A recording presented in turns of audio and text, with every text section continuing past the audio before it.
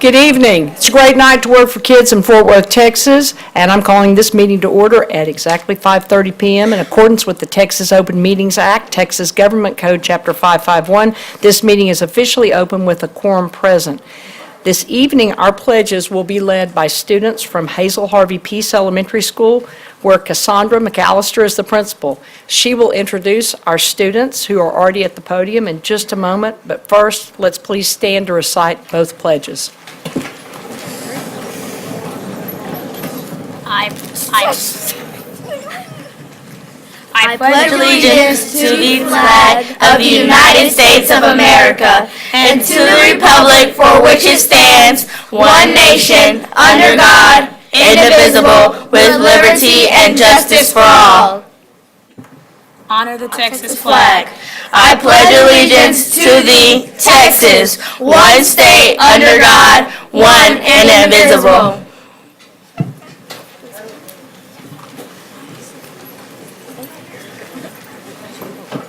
Thank you. Ms. Jackson, board members, Dr. Scribner. The students leading the pledge this evening are Michael Watson, Gary Morgan, Jr., Brooklyn McBride, and Emily McLean. They have their parents and families here tonight, so thank you.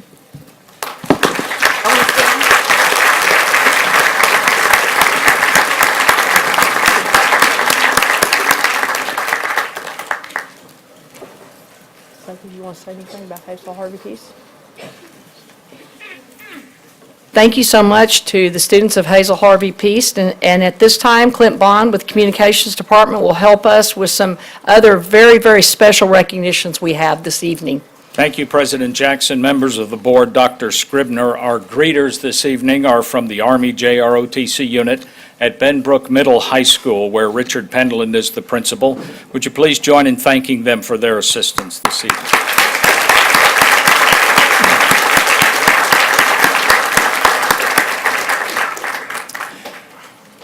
And we'll give Mrs. Moss just a moment because she has the next recognition.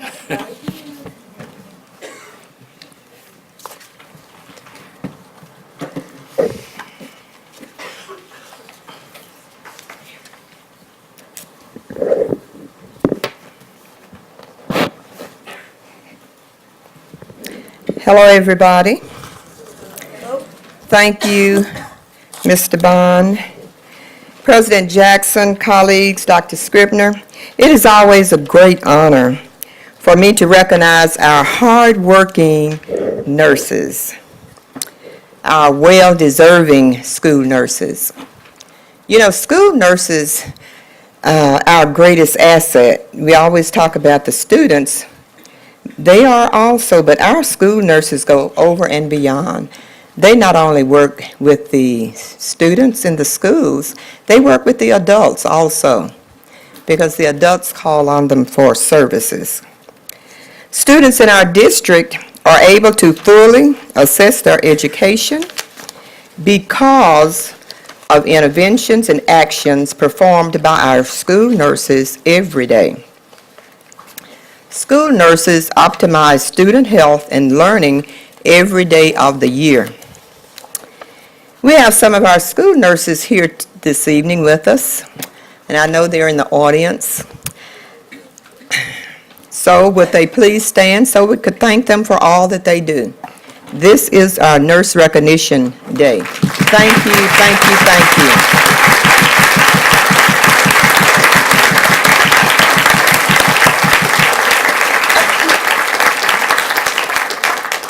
And always know that nurses care about our children.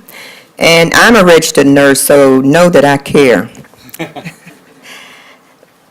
The director is out of town, Ms. Jackson. She left a message and said that she was out of town. But we have someone here that's representing the nurses, and that's Linda Govert. Are you here? Please stand. Thank you so much for all that you do to support our nurses. Thank you, President Jackson, for our recognition, and to all of the teachers also. We do appreciate our teachers because this is, I think, Teacher Appreciation Day or week. I've seen it on Facebook all day. And also the nurses that have some really good pictures and little words on Facebook. So again, thank you, President Jackson. And later this week, we'll be announcing our District Teachers of the Year on Thursday at an event. I'm sorry, Wednesday, my mistake, Wednesday. Well, continuing with the medical theme, this coming Saturday will conclude a series of 4 Saturday morning medicine rounds that have been attended by some of our anatomy and physiology high school classes. This program started in March and is held at Cook Children's Medical Center.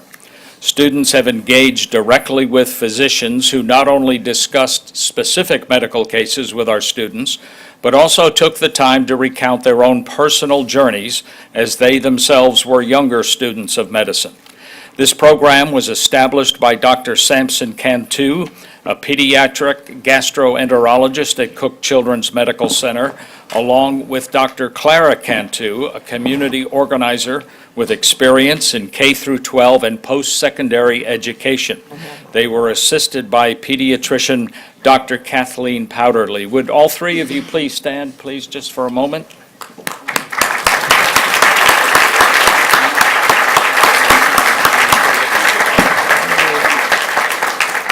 These medical and educational experts developed Saturday Morning Medicine as a community outreach program to allow Fort Worth ISD students interested in medicine to be given the opportunity to connect with the various healthcare professionals, explore various aspects of healthcare through hands-on learning. Additionally, Dr. Kathleen Powderly is a pediatrician now in private practice who came to Fort Worth 16 years ago. 6 years ago, she helped build a partnership between Cook Children's, Fort Worth ISD, and the Alliance for Children to train all elementary school teachers in the evidence-based child sexual abuse prevention program for adults, stewards of children. Currently, 67 of our 83 elementary campuses have been trained, along with 1 middle school, and there's a pending request from a high school for faculty training. In addition, Dr. Powderly served as an advisor to Fort Worth ISD and Fort Worth Spark regarding the Asthma 411 and 211 programs for prompt treatment of childhood asthma both in and out of school.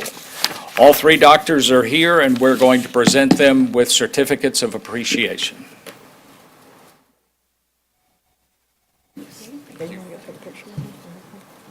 I told him I'm going to.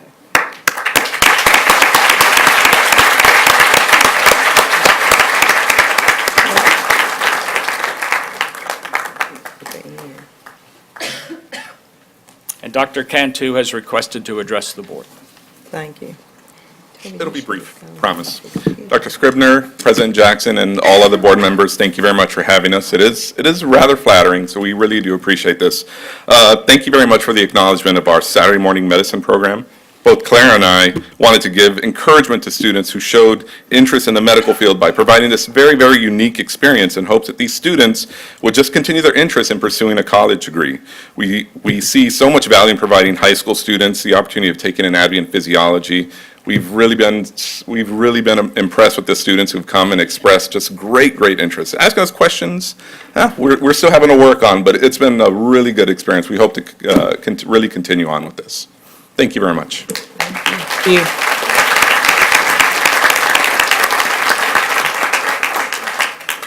Our parent volunteer recognition this evening highlights the extremely active, both on and off-campus PTA volunteers from Kirkpatrick Elementary. Would those members who are here please stand?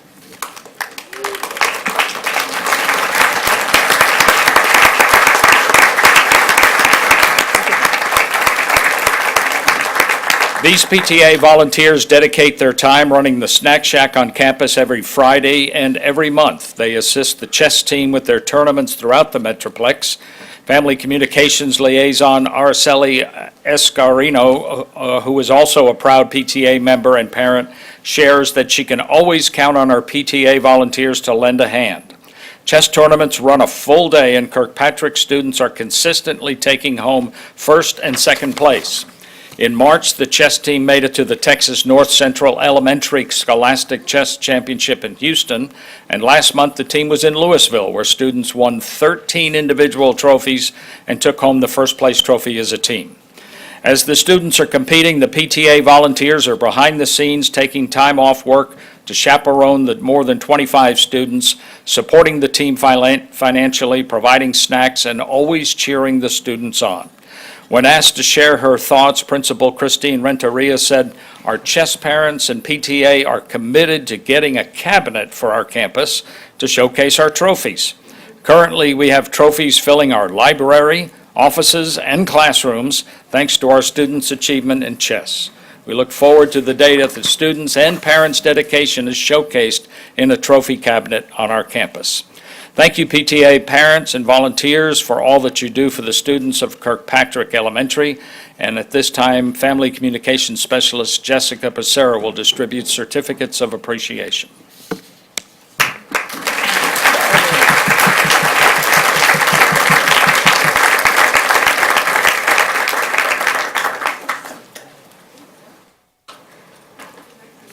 We'll move on as that's going on.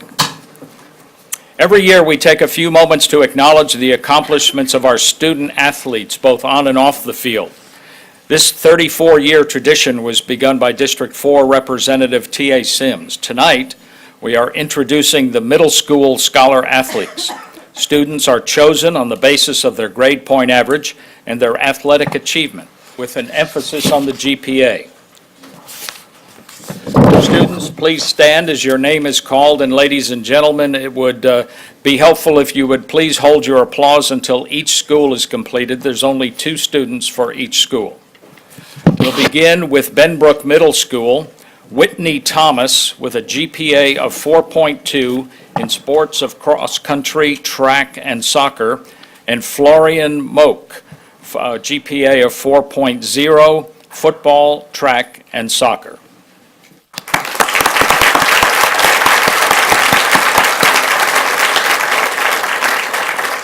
From Daggett Middle School, Brianna Lopez, 3.4 GPA, volleyball, track, and soccer, and Ezekiel Zamora, 3.5 GPA, football, basketball, track, and soccer.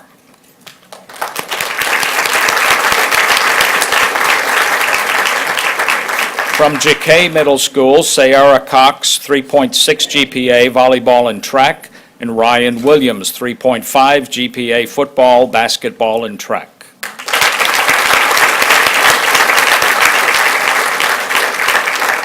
From J.P. Elder Middle School, Elissa Aguirre, 4.1 GPA, track and field and soccer, and Adolfo Gallardo, 3.7 GPA, basketball and baseball.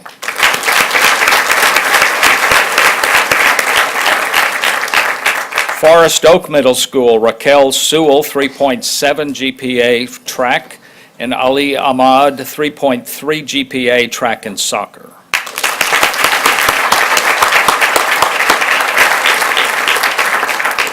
Handley Middle School, Ryan Guy, 3.5 GPA, volleyball, basketball, and soccer, and Kareem Walker, 3.3 GPA, football and basketball.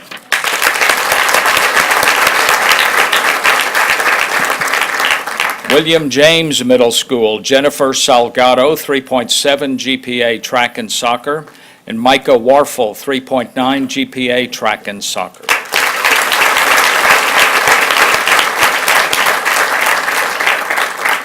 Kirkpatrick Middle School, Diana Diaz, 4.0 GPA, volleyball, basketball, track, and soccer, and Dr. Vlasov, 4.0 GPA, football, basketball, baseball, track, and soccer.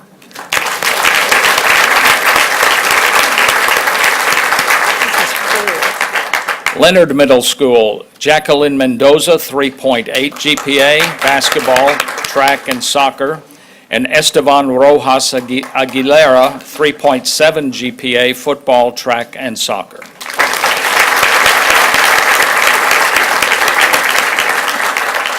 McClung Middle School, Reagan Starling, 3.9 GPA, basketball and volleyball, and Michael Reed, 3.4 GPA, basketball and track.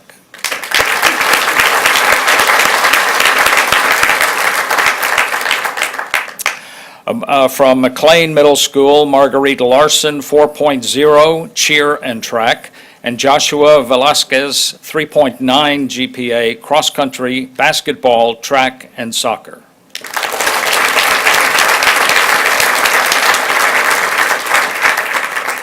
From Meacham Middle School, Giselle Contreras, 4.2 GPA, volleyball, basketball, track, and soccer, and Adrian Sanchez, 4.1 GPA, football, basketball, track, and soccer.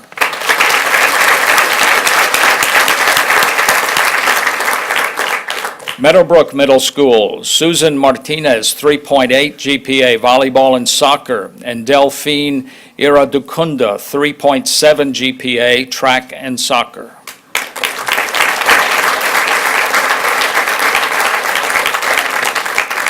Monig Middle School, Jessa McDonald, 3.9 GPA, volleyball, basketball, track, and soccer, and Jude Martin, 3.9 GPA, basketball, track, and soccer.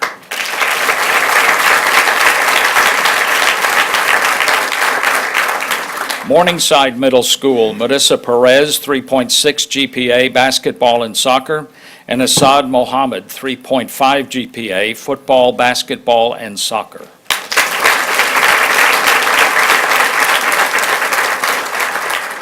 From Riverside Middle School, Juliana Zamaripa, 3.6 GPA, volleyball, basketball, and soccer, and Thomas Harris, 3.6 GPA, football and basketball.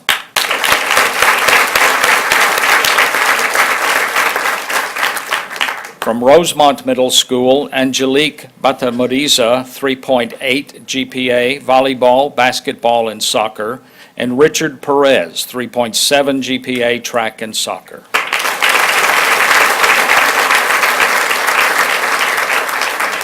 From Stripling Middle School, Andrea Sines, 4.3 GPA, volleyball, basketball, track, and soccer, and John Mullender, 4.0 GPA, basketball, and track.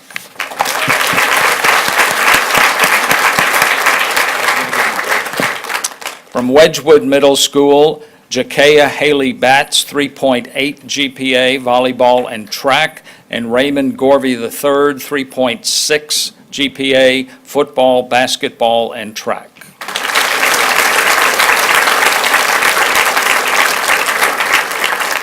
From Young Women's Leadership Academy, Angela Benitez, 4.3 basketball, and from the Young Men's Leadership Academy, Jaylyn Bisco, 3.1 football and track.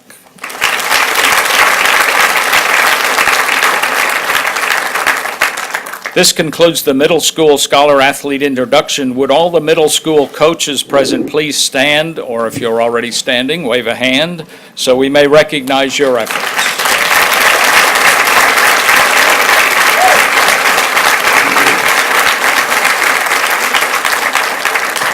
And if you're a family member of one of these middle school athletes, would you please stand or wave a hand?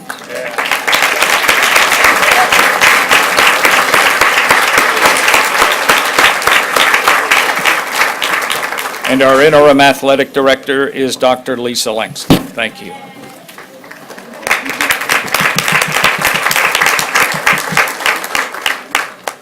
This concludes our scheduled recognitions. We're going to take a short recess so our guests may depart if they so choose, but first I want to say one thing. It's nice to see a full house here. It's great to see kids achieving so much, and I also want to thank the parents, especially this lady in the second row, because I'm going to tell you what, you've got some spirit. All right, we'll be back in 5.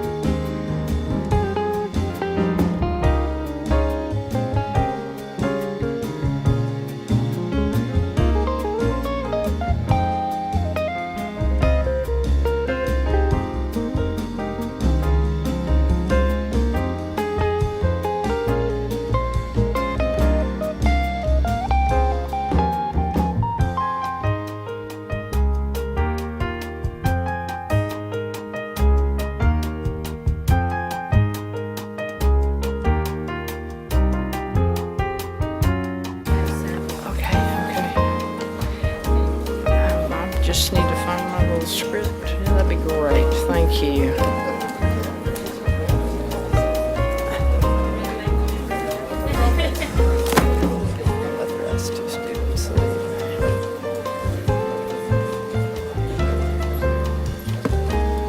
At this time, we'll move on to reports and presentations. Ms. Shiro, are you ready to give your report on the 2018-19 budget update? Yes, I am.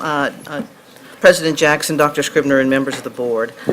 Tonight, Ms. Boswell and I will be presenting an update on the preliminary 18-19 budget since our budget workshop on the 17th of April.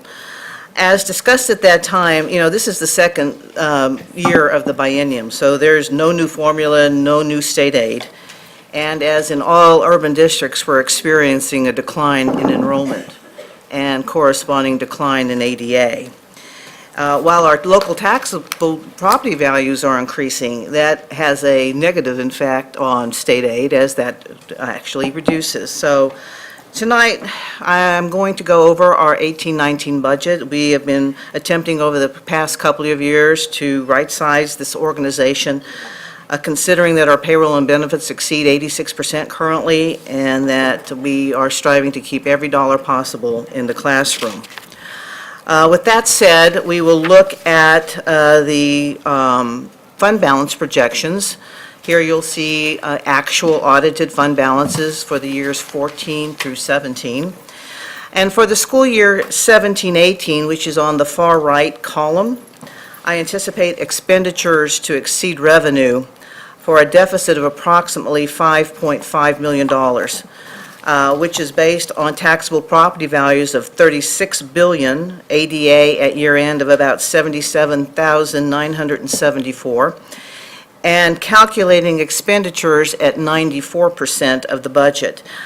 This 94% figure is lower than normal since the district will not be expending the full $23 million in TRE projects this year, while we will be realizing $23 million in additional TRE revenue. So unassigned fund balance is anticipated at June 30th of 18 at approximately $157 million, or just under 2.5 months of operating expenses. Looking at the revenue for 18-19, these are our estimates. Taxable property values are going to be just under $39 billion. The preliminary April values have come in from the Tarrant Appraisal District, and they confirm that we are on track for an 8% increase in taxable property values. Enrollment is estimated to decrease to 85,836 students, or that's a decrease of about 398 students, with corresponding ADA next year of 77,614. Hopefully, prior to the adoption of the budget, we should be getting some updated numbers from Templeton, and we're anxiously awaiting the results of our student attendance initiative, hoping that the 5th and 6th weeks come in with higher ADA than last, so we're really looking forward to those results. Federal revenue will decrease. We did get the indirect cost rate from TEA. It was at 5.46%. It went down to 3.62%. Which will reduce the amount of administrative cost reimbursement that we receive for administrating grants and overseeing them. You've seen this slide before, but this is the trend analysis of the district's taxable property values.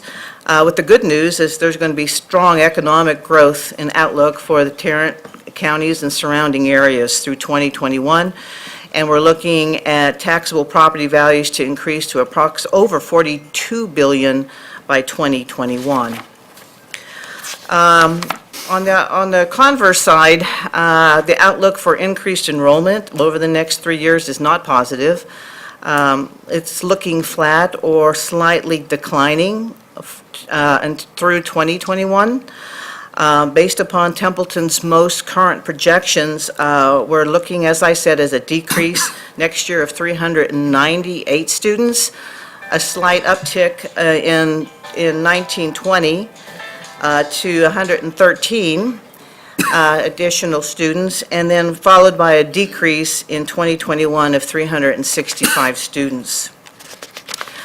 Comparing PEAMS enrollment snapshot in October of 16-17 to PEAMS enrollment snapshot in 17-18 by grade level, you're going to see that the district has a net overall loss in enrollment in 17-18 of 1,195 students. And looking at what is projected for 18-19 by grade level, again, we're at about 398 less students enrolled.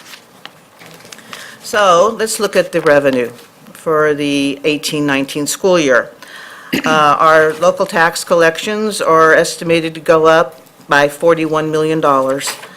But however, there's a corresponding loss in state aid of nearly $41 million due to loss in the ADA and the increase in local tax collections. Federal revenue, as I stated, will go down due to the decrease in the indirect cost rate. And for other resources, in the current school year, as you recall, we're going to get a one-time payment of $7.8 million. We'll receive that this year due to the successful bond election. However, there's no other resources for next year. And so overall, we're going to have approximately $9 million difference, negative difference in revenue for 18-19. Due to declining enrollment and the need to right-size the organization, we have to be proactive in budgeting due to revenue shortfall.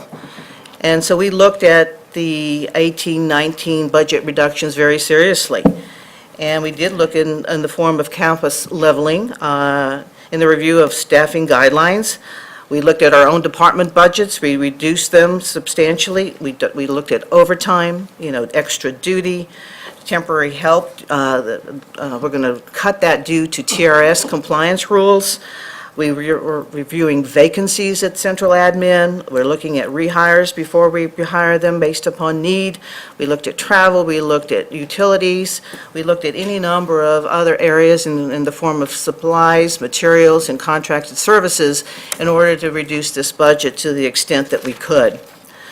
What we further realized that the budget as we have presented it did not really portray the amount of dollars that are budgeted by departments on an annual basis that are actually expended to the campuses throughout the year. So I wanted to show you a few of those. When you look at the department budgets, embedded within them are following personnel units, much like nurses, dyslexia teachers, counselors. The next one, we have other personnel in the form of intervention specialists, social workers. We also look at itinerant campus support. We fund fine arts, our OTC, pyramid subs. We have numerous stipends. We pay for athletic and academic stipends, bilingual, our JROTC leadership academies. We also help fund supplies, materials, technology, testing, all kinds of other student travel. We look to assist in the purchase of band uniforms and equipment, same for athletics. We fund the campus copier leases. They're embedded in the department budgets, graduation expenses, and so forth. And so when the dust settles, the campuses, have their own fixed salaries. They have their own site-based allocations for non-discretionary payroll and for other supplies and materials, as you see there. So in large part, the majority of all dollars budgeted are earmarked for campuses. With that said, this is basically a slide that looks at a preliminary 18-19 budget based upon a 1.5% salary increase. So you'll see here revenue at $753.3 million. But you will also see that the campus budgeted payroll is over $620 million. We're going to infuse $1 million in compensation alignment for principals and assistant principals, and for actually teaching assistants. All of that will be campus-based. Yes, we are looking at a $12 million reduction in personnel at the campuses. That was figured at 182 FTEs through attrition. However, I want to point out that is offset by a $10.4 million increase. We're increasing staffing at the campus level by 95.5 FTEs, plus supplies. We're opening IM Terrell STEM VPA. We're going to the 11th grade in WLI. We're going to the 12th grade in TCC South. We're adding 5th grade in J.T. Stevens. We're adding dyslexia teachers of 5 FTEs and special ed for those needs of 49. So the net effect of the overall decrease in campus staffing is actually currently 86.5 FTEs when you subtract the 95.5 we added from what we're looking to decrease through attrition of 182. The final number will not be determined until the next budget workshop. We're working on that now. And so when Tuesday comes along, we're planning to have a budget workshop. We should have those final numbers to you at that time. We've talked about the district's decision when we grow these campuses that we also have to look to other means to cut staffing. And so with that said, there has been an increase in FTEs in the tune of over $10 million. And then the campus actual non-payroll budget is over $70 million. So when you look at it as a whole, of the over $784 million of this budget, $690 million of it resides in the campuses, ultimately. While the department budgets are just over $94 million. So you're seeing here right at a $31 million negative variance based upon a 1.5% salary increase, and that's where we are in a current preliminary budget. What you're going to find here is just an analysis of this year's proposed preliminary budget versus last year's revised budget.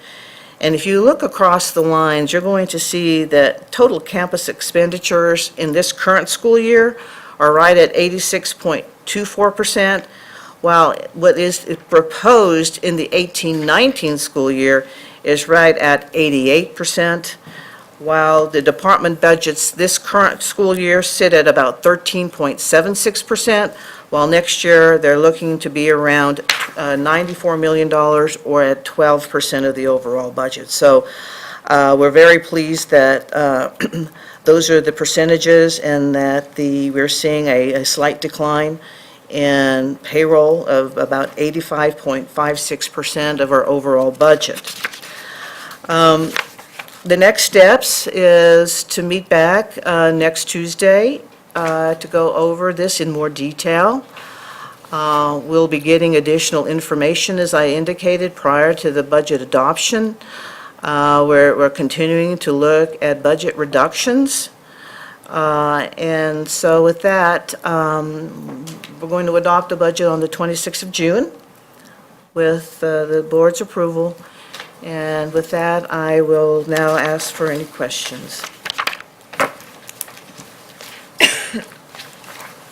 Dr. Sutherland?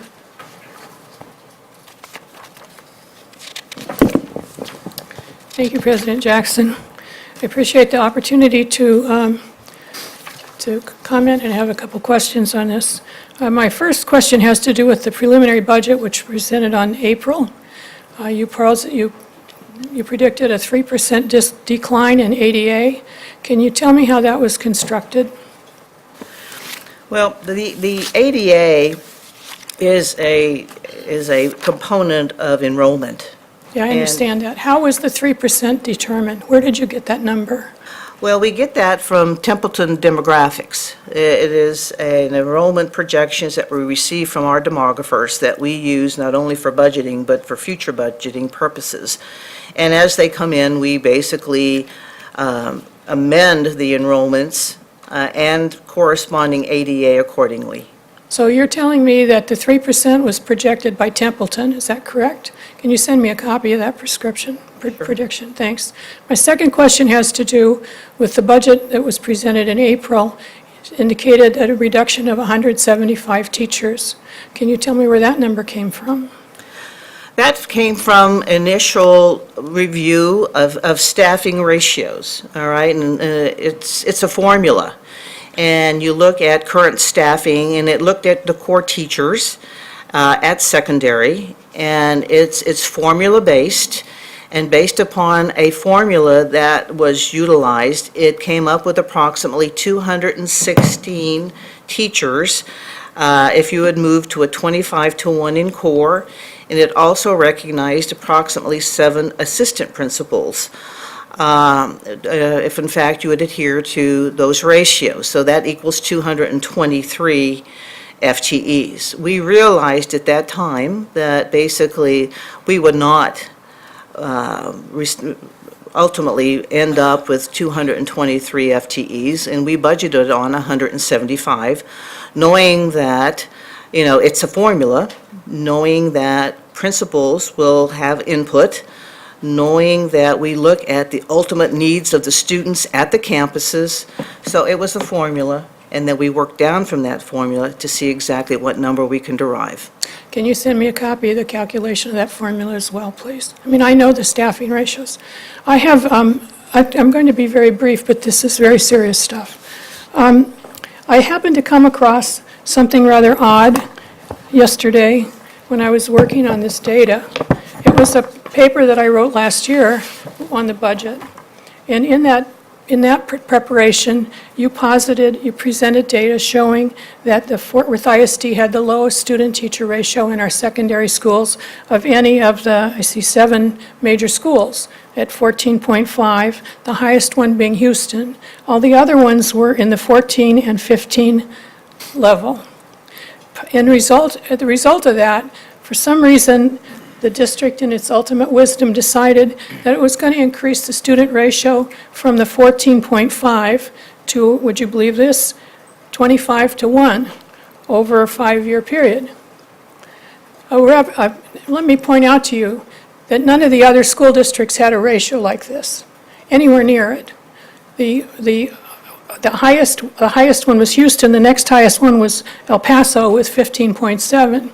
So basically, they plan to increase the student load at the secondary level by approximately 70%, 70%.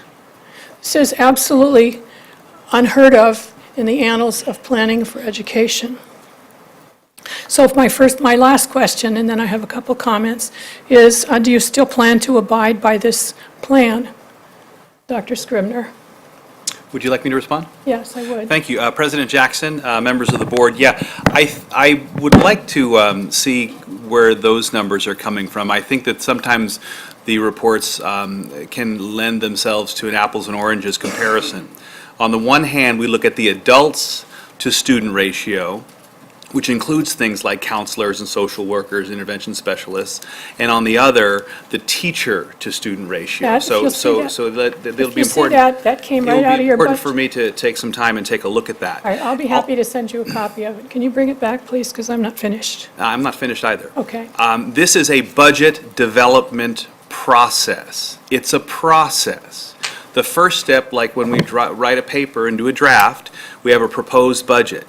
The initial numbers were derived from a formula if we were to have applied this formula in a vacuum without consideration of local context and people and needs and responsibilities and specifically students. The next step in that process was that the principals came in and met with staff and said, no, let me explain to you my campus. We have small specialized campuses, we have large comprehensive campuses, we have special programs. So the original numbers that I think you refer to are really an amalgam of small specialized schools, large comprehensive campuses. So as we move forward through this process, to be finished on June the 26th, over a month from now, we'll have an opportunity to have good dialogue and come to to a final recommendation. Well, I'm very happy to hear that because I'm quite discouraged by the way this has been rolled out. Basically, the projections that were produced by the central office reduced the teacher-student ratio in all of our schools by 221, I think it is, teachers. This is 100% in the senior and junior high schools, middle school, excuse me.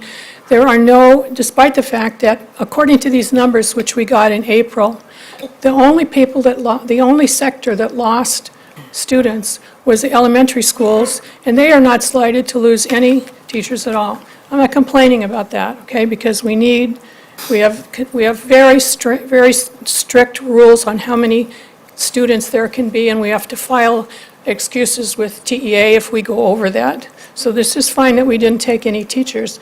But basically, the 800 and some students which were said to be lost in the elementary things is resulting in a decline in the projected data for senior high schools and middle schools of 220 FTE. Now, you're right, Dr. Scribner, this is all apples and oranges. I'm not going to hand this chart out tonight because the numbers are wrong, okay? But basically, if you take all of the schools and the projections that were handed out in April 17th, we lose 107 students district-wide. And so there has to be adjustments. And my final question is, when are we going to get this adjustment? When are the schools going to find out whether they're going to lose 8, 10, 11 teachers in core subjects? And is it going to be handed out at the last minute at 7 o'clock on June 26th, or is it going to be handed out a week ahead of time? Dr. Sutherland, we have been meeting with our principals all last week. We met with our last principal today. We started meetings with HCM, with budget, with fine arts and CTE to make the adjustments there. We'll meet with leadership on Thursday, and we'll review again with principals the following week. So it's an ongoing process. It is not an end all. Well, I know that you're working very hard, and I really appreciate your dedication to this very unpleasant job. And I know that you care a lot about what goes on in the schools. What I want to know, the board is the one that the buck stops here, not with you and not with Dr. Scribner. So I want to know when we're going to get these final numbers, and I think we need to have them a week in advance so we can publicize them, and the people in the schools can know what the deal is going to be. And it better not be that the total thing is over 5%. Okay? I'll have more comments about the budgeting next Tuesday. Thank you. Thank you, Dr. Sutherland. Trustee Needham?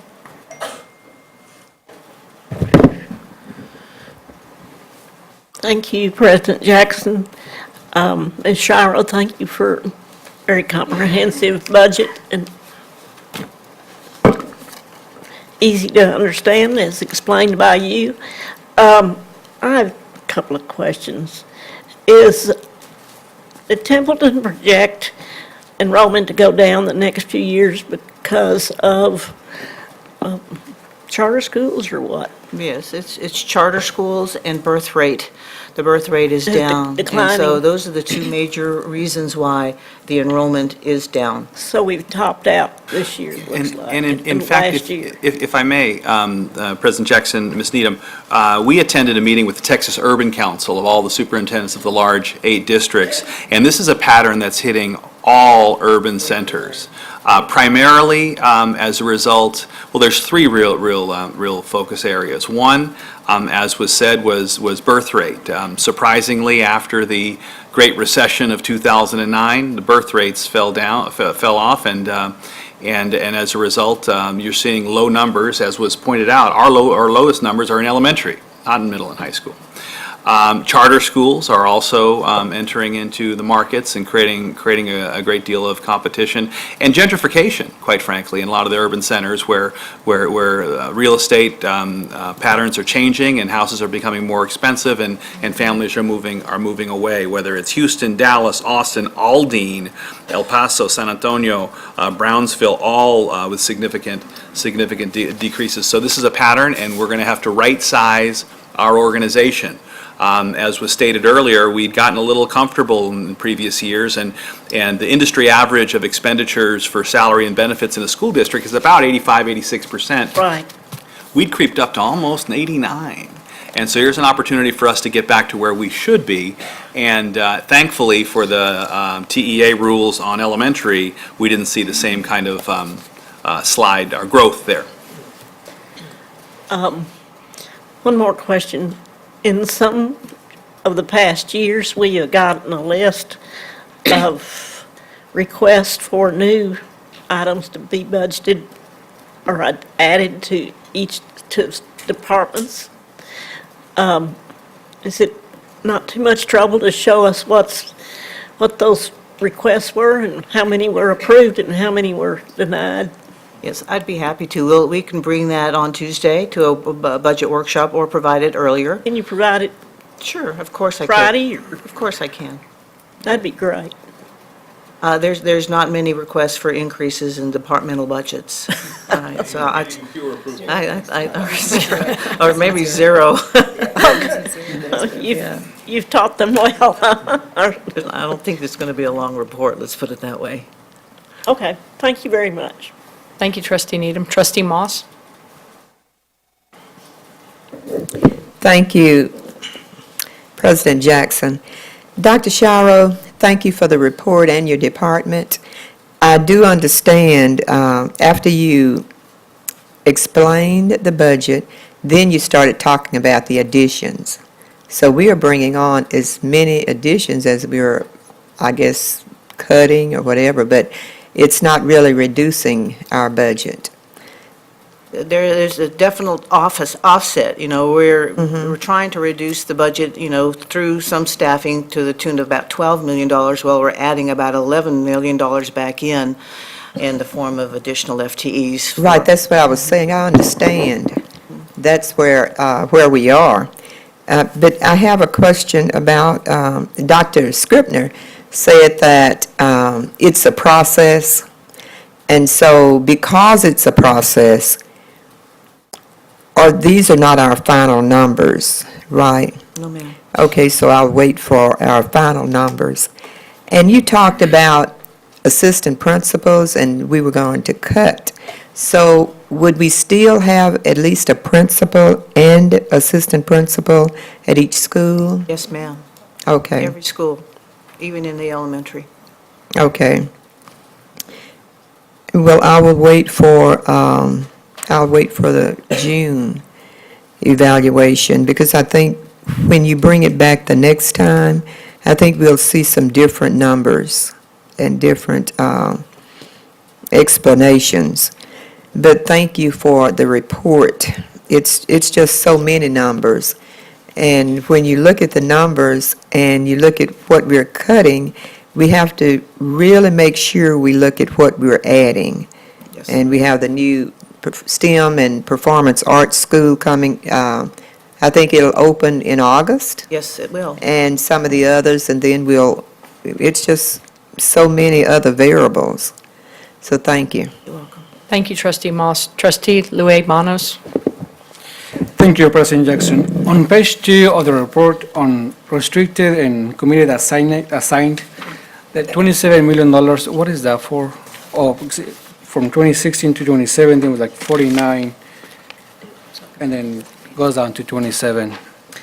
Yes, if you're talking about fund balance, when TEA and when rating agencies look at fund balance, they look at what they consider unassigned fund balance. So they take the grand total of a fund balance, and they reduce from that amount anything that could be committed or restricted or assigned. So every time we adopt a deficit budget, just let's just say it's $30 million, then you reduce that $30 million from the total fund balance to get unassigned, and that's what you use to calculate whether or not you have financial strength in the over 2 months of operating expenses. Yeah, thank you. Dr. Sutherland. One final thing. I think I heard you say that you continue to plan to take $12 million out of the staffing, the secondary staffing, and put it into the new programs. Is that correct? It's not correct, or it is? Well, the thing is it's No. two different things. You know, we're looking to reduce certain staffing, you know, at secondary in keeping with the staffing ratios. But then we are actually creating FTEs for new school and new grade levels Right. and new needs in special education and dyslexia. Okay, so let's get this straight again. The existing education force, the secondary force, is going to be reduced by approximately $12 million. At the same time, that maybe it's not the same money, but it's the same kind of numbers. And so this is going to be decreased, and these programs are going to be added. Okay? So if you were a teacher, how would you feel about that? That we're opening new schools, we're staffing, I have notes on this, I don't know if you want to go into it, because I know we have a lot of other stuff. But you know, we have 5 schools that have staffing ratios of 10 to 1. 10 to 1, okay? Yeah, well, well, let's talk about equality of educational opportunity, okay? I mean, so we have science classes in high schools that can go as high as 35 students. So, I mean, this is a choice that the board has to make. And right at the present time, we plan to continue the staffing of these very special schools at a 10 to 1 ratio or a 13 or a 14 to 1 ratio while we raise the staffing levels of the senior high schools significantly. At the present time, the projected cut is 220 teachers. I know that you're going to decrease that some, but right now it's $14 million. Thank you. Okay, thank you. Thank you to the team. Thank you, Ms. Shiro. I know that you put this together at the board's request last, I believe, Thursday night, so thank you so much for pulling this together. It was a good presentation. You're welcome. And we'll now move on to 4B, Child Nutrition Services Continuous Improvement Study. Dr. Scribner, would you have a few comments to make? I do. Thank you very much. While Jerry gets settled, His music. that's okay. I thought that was, That's thought it. that was Jerry. Yeah, Jerry has theme music. It's his theme music. Music for nutrition. And every time he walks into a room, he has theme music. No, the board and many folks in our school community have asked about our nutrition services, and Jerry Moore serves as our Assistant Superintendent for Strategic Planning and Continuous Improvement. So we thought it appropriate that he do an analysis of our child nutrition services and continuous improvement study. Similar to what we did with regard to the Engage to Learn process. Certainly not as long as that process, because that process resulted in the board asking the voters to consider a bond of $750 million, which was approved by 78% of the voters. In this case, we simply want to provide the board with some context, some background, some challenges, some successes, and then I'll get a sense for the direction you'd like me as administration to lead the district. So with that, I'll turn it over to Jerry, and he can take us through his presentation. Thank you, President Jackson, members of the board, and Dr. Scribner. I appreciate the time this evening to share information about the Child Nutrition Services Continuous Improvement Study that has just been completed. As I began to prepare for this presentation, I started thinking about my experience here in Fort Worth. A question I find that I'm asked quite often is, Mr. Moore, how long have you been with Fort Worth ISD? Many times I jokingly respond, well, I've been in Fort Worth ISD for almost 40 years. Technically, that's accurate. However, 40 years ago, I was starting as a kindergarten student at Bruce Schulke Elementary. For today's presentation, however, I do feel that experience is applicable. Being around Fort Worth ISD schools for so long, I felt I knew a lot about our school cafeterias. As a student, I spent plenty of time there. As a teacher, I took my students to the cafeteria each day. As a campus administrator, I supervised classes as they came through the cafeteria. And as a director in school leadership, I spent time in cafeterias at all levels, elementary, middle, and high school. These past 4 months, however, have shown me that I didn't really know that much about child nutrition services in Fort Worth ISD. I will confidently say now that I know more about our kitchens, cafeterias, and staff than I ever imagined I would. So why did we study child nutrition services here in Fort Worth ISD? For me, the question really is, why wouldn't we? Child nutrition services is one of, if not the largest operation in Fort Worth ISD. For several years now, we have heard our students and parents tell us that they would like to see the food and the experience in our cafeterias improve. And we have a lot of students depending on us for quality meals each day. And for some of those students, it could be the only meals they eat. We serve 86,000 students. Each year, that translates into 5.6 million breakfasts and 10.6 million lunches. We serve meals to 67,840 students who qualify for free or reduced price meals, and we do this work in kitchens in which 60% were built before 1960. Our child nutrition services employees, almost 1,000 staff members district-wide, and this staff is not just employees. Actually, when I spoke with our cafeteria staff, almost 3 in every 4 staff members shared with us that they are either currently or formerly a parent or grandparent of a Fort Worth ISD student.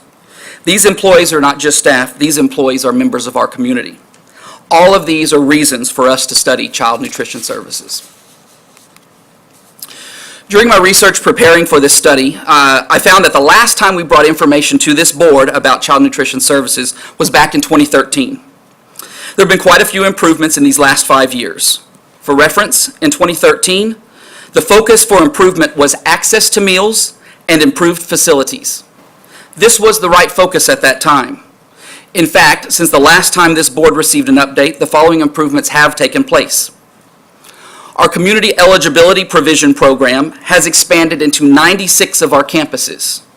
This is a provision that allows entire school communities to receive free meals based on an established criteria without the requirement of qualifying applications. This is a great step to providing increased meals in our most needed communities. Our Breakfast in the Classroom program has expanded, and we now serve breakfast to all students in 52 of our campuses. Mostly elementary, but we have now included our first few middle schools in this program. We hired 2 new dietitians in 2016 who came in and quickly revamped an outdated, unpopular menu. We now have a menu that rotates offerings on a 4-week basis, as opposed to the 2-week rotation prior to 2016.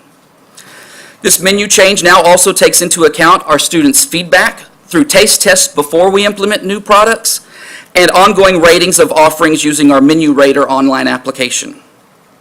And finally, we included $60 million of improvements and renovations to our kitchens and cafeterias in the 2013 bond. This has made improvements at targeted campuses, 27 to be exact, but there is still much work to be done in this area. Our current study of the Child Nutrition Services Department was focused on process and product. The study began in January and concluded at the end of April, just a few weeks ago. As I began, I wanted to make sure we got an accurate picture of the current structure and operations of child nutrition services, so I spent the first month just getting to know the department and the operations. The next step of the study was to observe our campus kitchens and cafeterias. I visited almost 30 cafeterias during the course of the regular lunch hours to see how things were operating, to speak with students and staff when possible, and yes, to eat lunch. I concluded the study by holding listening sessions with students, staff, and parents. I ended up speaking with hundreds of students, parents, and staff members, and my goal was simply to be a listener and hear what they all had to share about their experience in our cafeterias. Along with the presentation you were provided today, you will find more detailed survey results in the form of a plus delta. I would like to take a few minutes to identify a few of the positive responses that we continue to hear from everyone we spoke with. Students, staff, and parents all said it a little bit differently, but it was unanimous that our campus cafeteria staff is a bright spot for our district. Whether the comment be friendly staff, helpful staff, teamwork, or dedication, it is clear that our campus staff is a strength. Everyone liked new programs that have been instituted, but the Fresh Fruits and Vegetables initiative was heard most often. Fresh fruit being available every day, or positive comments about the locations where salad bars are available are just a few examples. Our survey results also identified opportunities for improvements. On your plus delta, that would be the delta side of the list that you have. A few of the responses that we heard. We heard our students, staff, and parents tell us that we needed more home cooking, to use their words. Actually, the most impactful comment I heard throughout the entire process came from one of our cafeteria staff members. She simply told me, "Let us cook." Students and parents want less prepackaged items and more cooking in our kitchens. Long, slow lines that take more of a lunch period to get through than students have time to eat was also identified as an opportunity for improvement. And a unique response that we continue to hear was increasing locations for students to access meals. Many students do not want to wait in long lines in the cafeteria. Express lines, kiosk locations outside of the cafeteria, and grab-and-go locations were all examples of solutions presented to the limited locations for students to receive meals. So, all of the phases of this study came together, and it was clear that a few findings, both positive and opportunities for improvement, elevated. The following is a summary of both of those areas, and I'd like to start with the positives. Our campus cafeteria staff is the backbone of this operation. This group of employees was continually recognized for dedication and superior work. Maintaining this staff as Fort Worth ISD employees is a non-negotiable. The new menu with greater variety and options was identified as a positive. The fresh fruits and vegetables program has been well received. Breakfast in the classroom needs to expand. The special events and themed lunches received several positive responses, and recent changes over the past few years to central staff was also identified as a positive. Opportunities for improvement. The lack of operational equipment or having the necessary supplies or equipment in our kitchens resulted in concern with the quality of food presented to our students.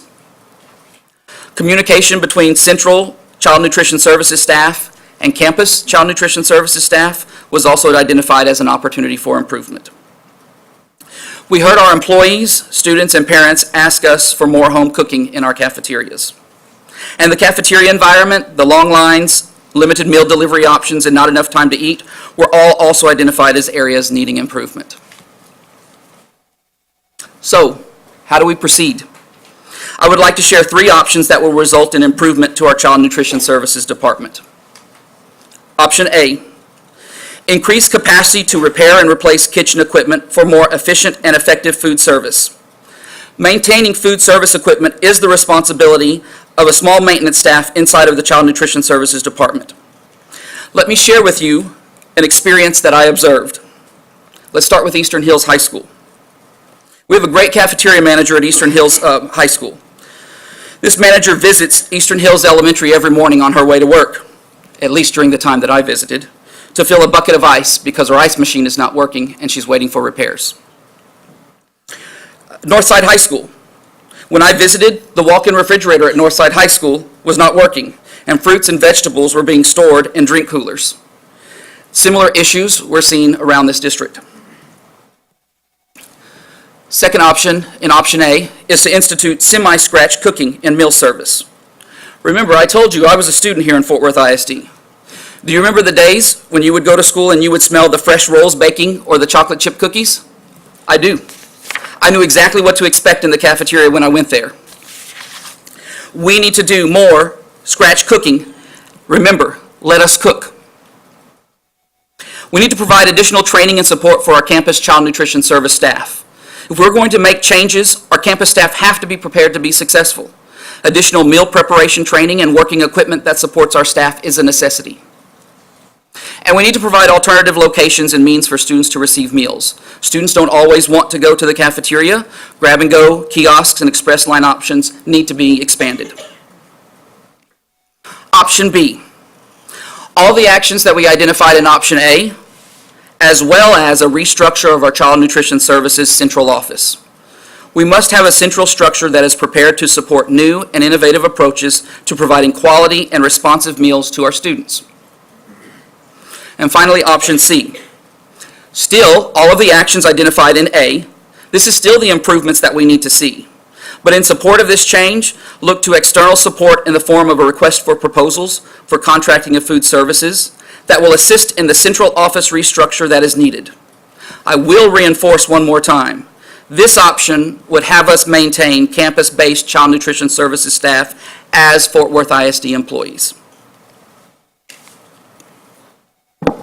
So, our timeline moving forward. We're looking for feedback from this board, and we will consider your feedback in the development of a recommendation. The next step following feedback is to present this information and share this report and the findings with the District Advisory Council, and then in June, come back to this board with an administrative recommendation on action to be taken. With that, I'd like to provide an opportunity for questions or comments from this board, and we are prepared to listen to your feedback and develop a direction in which to move forward. And thank you for your time. Thank you, Mr. Moore. Trustee Ramos. Thank you, President Jackson. You know, my heart's pounding on this subject matter. A wise person once told me that when we talk about food, this is a sensitive topic. It's a sensitive topic because this is how some of our families and communities and some of our cultures express their love. This is the way some of our young people experience feeling loved. And so I've got to begin by when I first ran for the board in 2013, I need to speak my truth in this subject matter. And I'm going to tell you that, Mr. Moore, you've taken me to the feeling quadrant of the Courageous Conversations model, that I do remember those days walking in. I do remember the smell, and it takes me back to some really beautiful times in my life, and knowing that I knew the cafeteria staff, that a lot of my family has worked in our cafeterias in Fort Worth ISD. My aunts, my cousins, and have retired since. A number of them have. And so I was able to go back and visit with them during the campaign to say, you know, young people told me that their number one thing that they wanted me to change was food. Hands down, it was food. And at that time in 2012, 2013, my mental model was focused on, I got to change food. And I thought it would be easy. So I'm being 100% honest and vulnerable and putting this out there for the entire public to know, yeah, that was part of my agenda, because I was saying that I was running on behalf of young people to give a voice to those who have not always had one. And knowing and witnessing in the cafeteria that it wasn't the cafeteria staff who was failing us, it was that the system, however it was designed at that time, was no longer meeting the need. And then it became personal as my sons began to walk into the cafeterias, and one that I shared with my colleagues, my middle school son was not eating in school. And so the random sample of one trustee, I became furious when I went to the campus and watched the line, as everything you've written in here speaks to me. The lines were too long. The food quality was fair. And as I asked young people, why aren't you eating? Sir, it's too long of a line to eat. And then they're not even letting them cook the food that we would really want to eat. And then I started asking the cafeteria staff, ¿por qué no están comiendo? Why aren't they eating? No, es que no nos dejan. They don't let us. And you said it, they told you that they're telling us to let them cook. And then I started learning and growing about federal regulations and all of these things that we're doing to hinder the ability for us to put a good meal in front of our children. And so here's what I got to say. I do not want this topic to pit cafeteria staff against young people. I have access to young people. And we can fill this boardroom up and we can have a knockdown, drag-out fight on whose voice is the loudest. But the second I believe that young people's voice is null and eliminated from the conversation, I have a problem with you. And that is not the conversations I think that we have to go. And I really do appreciate the work that you and the team have put in for this subject matter to do this transparently out in the open. Let's talk about the pros and let's talk about the opportunities for growth. Because I do know that young people are watching tonight. And they told me, you better speak on that microphone, sir, because we helped you get elected. I wonder how much food, how much of that money that we've incentivized for children to stay in school or come to school, I wonder how much that money is being spent on Chick-fil-A and pizza down the street. Food is how young people are asking for us to demonstrate that we care and that we love about them. So I won't ask for that report because you all are super busy during budget season. But I could venture to guess, walking in and out of campuses, that I'm listening to leadership talk about how much young people are going to that food for what they feel is what they need in order for them to want to come to school and go to school every day. Food keeps coming up.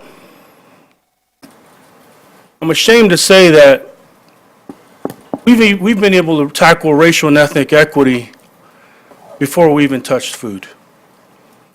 That is a reality. I have to stand in front of young people in the community on a day in and day out basis, asking them to be patient, asking and convincing them that systems move slow. But my God, that'll be part of the book that I'm going to write. We could tackle institutional racism, but we couldn't tackle food. Y'all explain that one to me down the road. The shameful part for me is that my sons, 2 of my sons will now have gone through this system without us having addressed this. And I'm willing to be okay with that. As long as that my 3rd child gets to somehow, some way get the benefits of having a higher quality product. And one where I've got to say very clearly, I know you're asking for board direction, and I'm big on using I statements and what's true for me.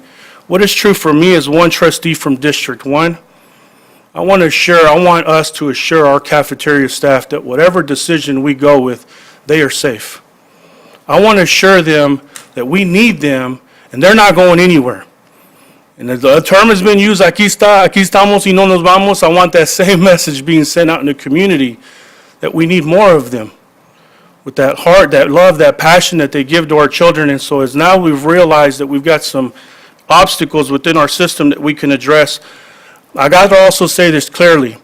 Not only do we need them, but we don't need them being manipulated whichever direction we go. We don't need them pushed out. We don't need this to be we need that message to be solid. I'm asking my colleagues to support me that whichever route we go, we show them that they mean that much to us, that there is no plan here. There is no game being played that we want to get rid of people. That is definitely not the conversation I know that we've been having, and not one that I want to entertain. And the final piece, Jerry, thank you for listening. Dr. Scribner, thank you for listening to our staff who have not always had a voice, but one that is near and dear to our heart. There's too many young people not eating. There's too many leaving our high schools to leave campus to go eat that Jack and a Crack, as they say, that Whataburger. I mean, I know we can find a better way that we can keep young people on campus there, enjoying, eating, loving it. Young people, I hope I did you proud, and know that we'll do the best that we absolutely need to do here within this educational institution. I appreciate your time. Thank you, Trustee Ramos. Trustee Paz.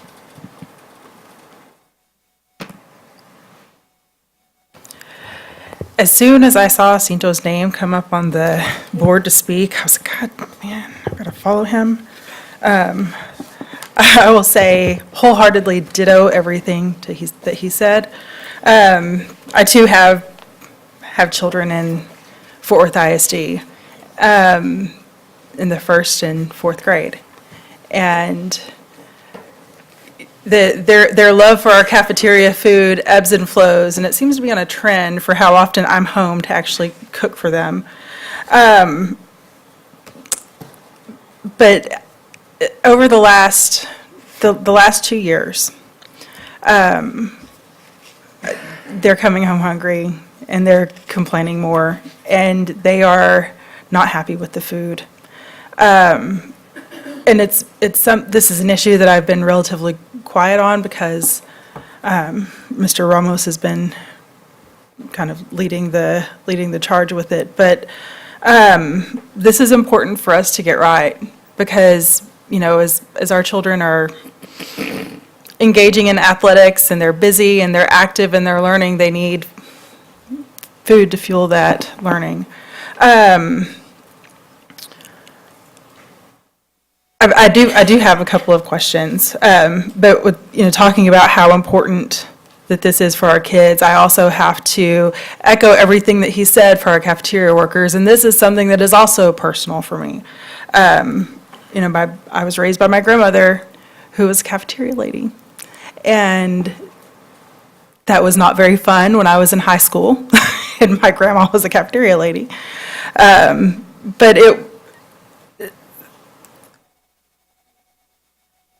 that was how she made her living, and that's how she kept food on our table. And the let us cook is the loudest thing that I can hear on this. I hope that everyone really understands, and I hope that our colleagues on the board will agree that we have to support them. And I don't want to see, right now, we say that that we're going to maintain the staff and that our, cafeteria workers are going to be our cafeteria workers, and then a couple of years down the road or a couple of months down the road, well, that's not working out for us, and we decide to turn back around, and, well, maybe we'll just outsource all of that. I know that's a word we don't like to use, but, after this board is not sitting on this dais anymore, I want to make sure that we have some kind of systems in place to ensure that these values continue to go forward, and that we do value our Fort Worth ISD workers who are on the campus, working with the children every day, investing their time and lovingly preparing food to keep them healthy. So that's my piece. Now my question. So one of the items that I see here is for the staff feedback is that we need new dietitians, and No, or I it's think under the plus. that was identified as a positive. We've Yeah. received 2 new dietitians in the last Oh, 2 okay. years, and the Okay. staff identified the changes that they've made with our menu and new programs they've brought in as something that we need to continue. Okay, so that's, if you were to go the route of putting out an RFP, is that something that we would try to maintain or try to increase and improve, is having more dietitians who can provide healthier food that the kids actually will eat? Yeah, so the short answer on that is we have the power to make the decision. We are looking at areas that we receive feedback, and in the mindset of continuous improvement, the study doesn't end here. This was the beginning of the study. Depending on which direction we go, we need to look at all options, but it is us, Fort Worth ISD, that needs to say, this is the direction we're going and these are the improvements that we need to make. And we will definitely take all of that into consideration, whatever request we make for central office changes to child nutrition services and how we improve our food delivery.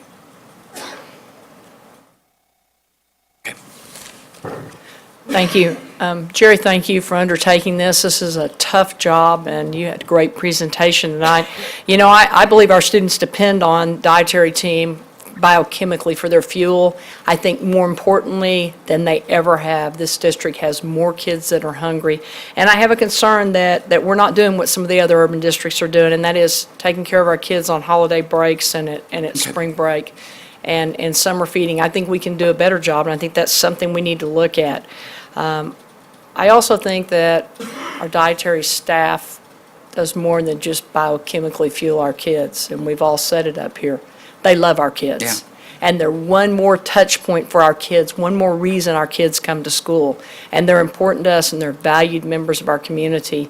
And no matter what way we go, they're family here in Fort Worth ISD. Right. I have concerns about the fresh fruit salad bars. Sure. They're migratory, depends upon the level of students and financial capability and all those things. But yet, the communities that are served always have food deserts.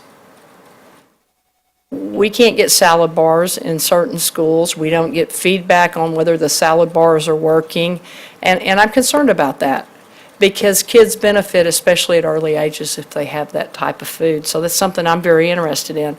Also interested in the fact that the Learning Academy at Mitchell Boulevard is a beautiful, beautiful school.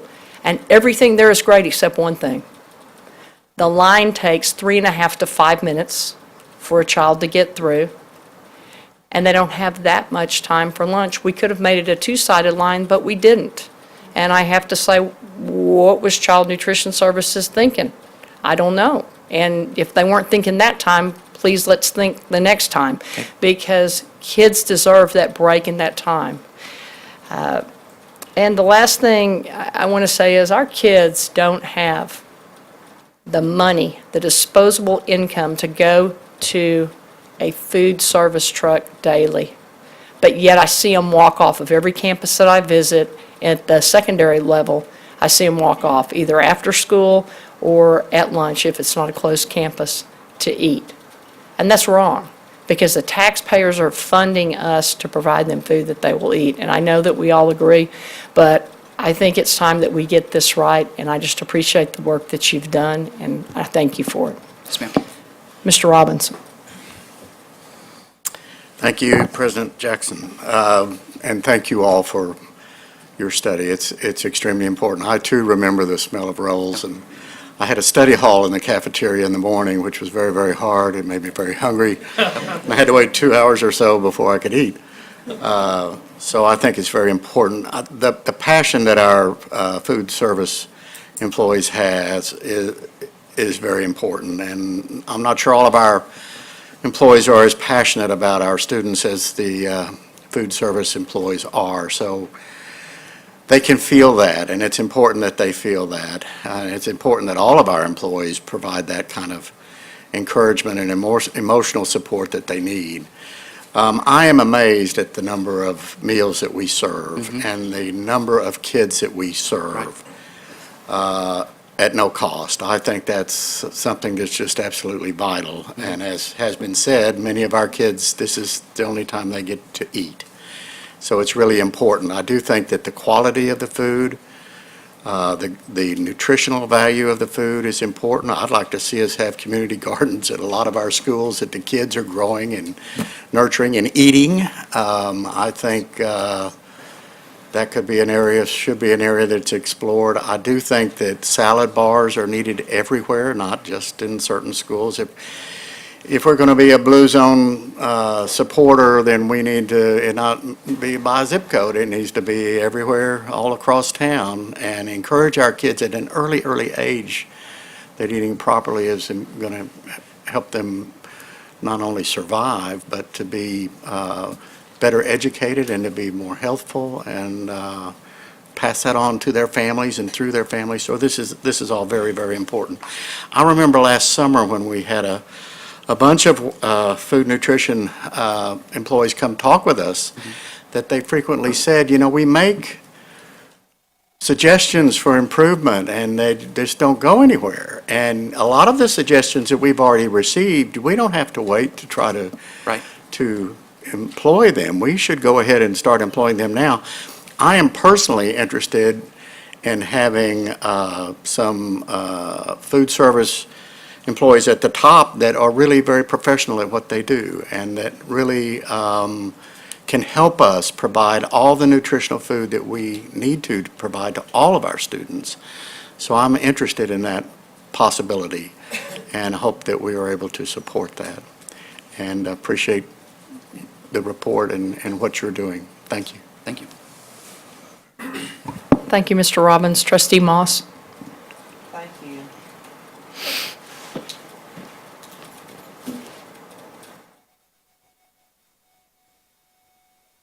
Guess my finger's not working.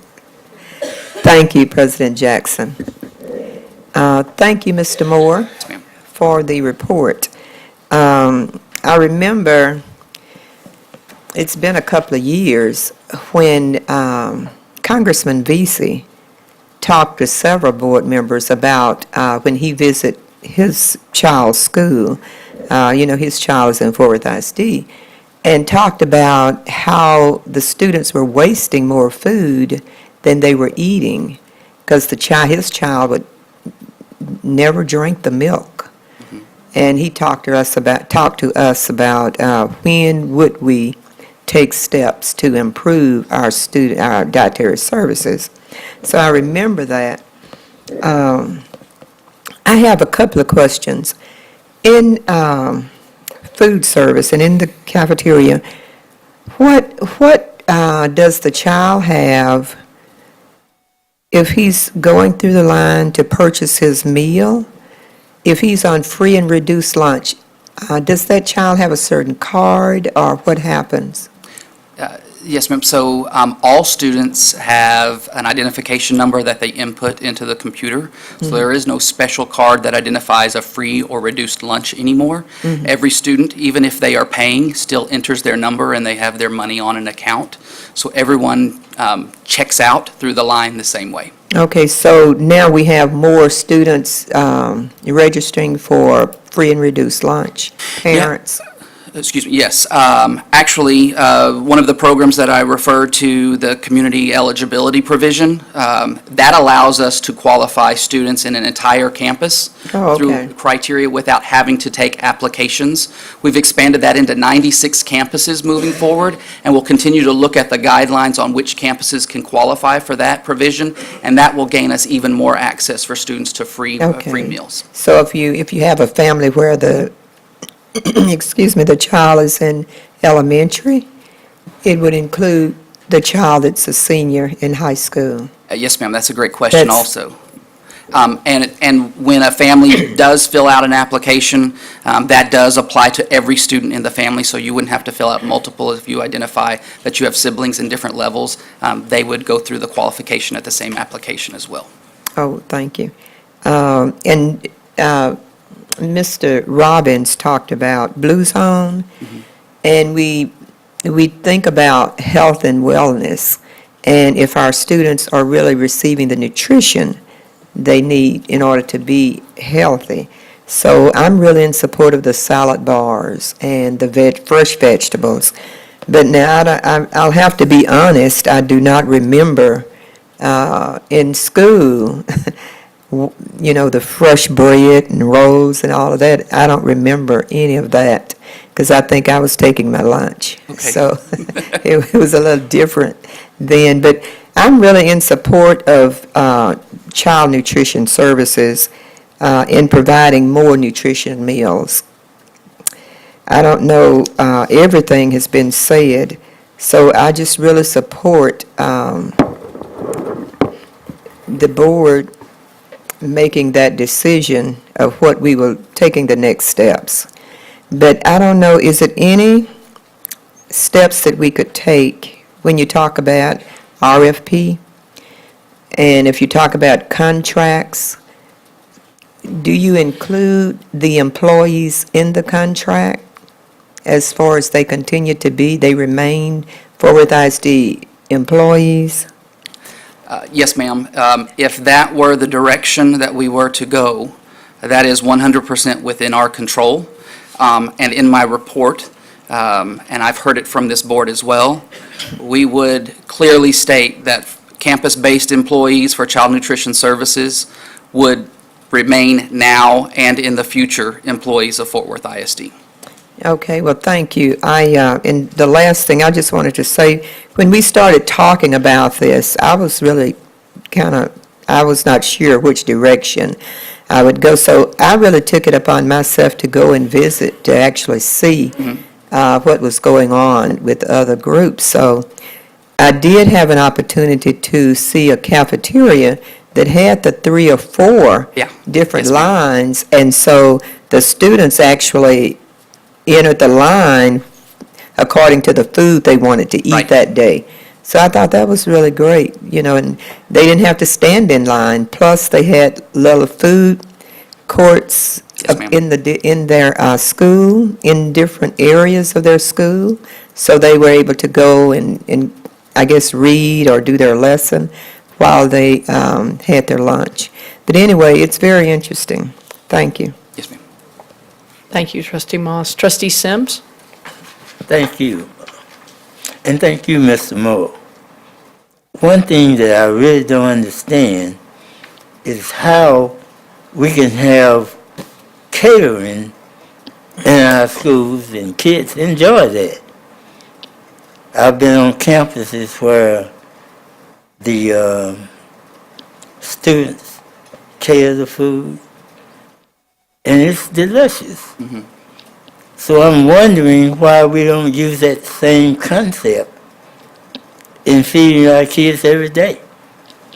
Do we have the proper cookware? Do we have stoves in all our schools? Yes, sir. In good shape? Or do we try to give them microwave food? I mean, I'm just asking a Yeah, question. sure. Dr. Sims, one of the challenges that we face is that there are strict guidelines for the preparation of food through the Texas Department of Agriculture that all school districts who participate in the free and reduced price meals program have to follow. And so we do have to follow that direction that is provided to us. We can definitely make sure that you see more of that detail if you would like that. But we do have equipment in all of our kitchens and cafeterias. We did identify through the study as being able to maintain that equipment, repair that equipment, have that equipment operating when needed is an opportunity for improvement.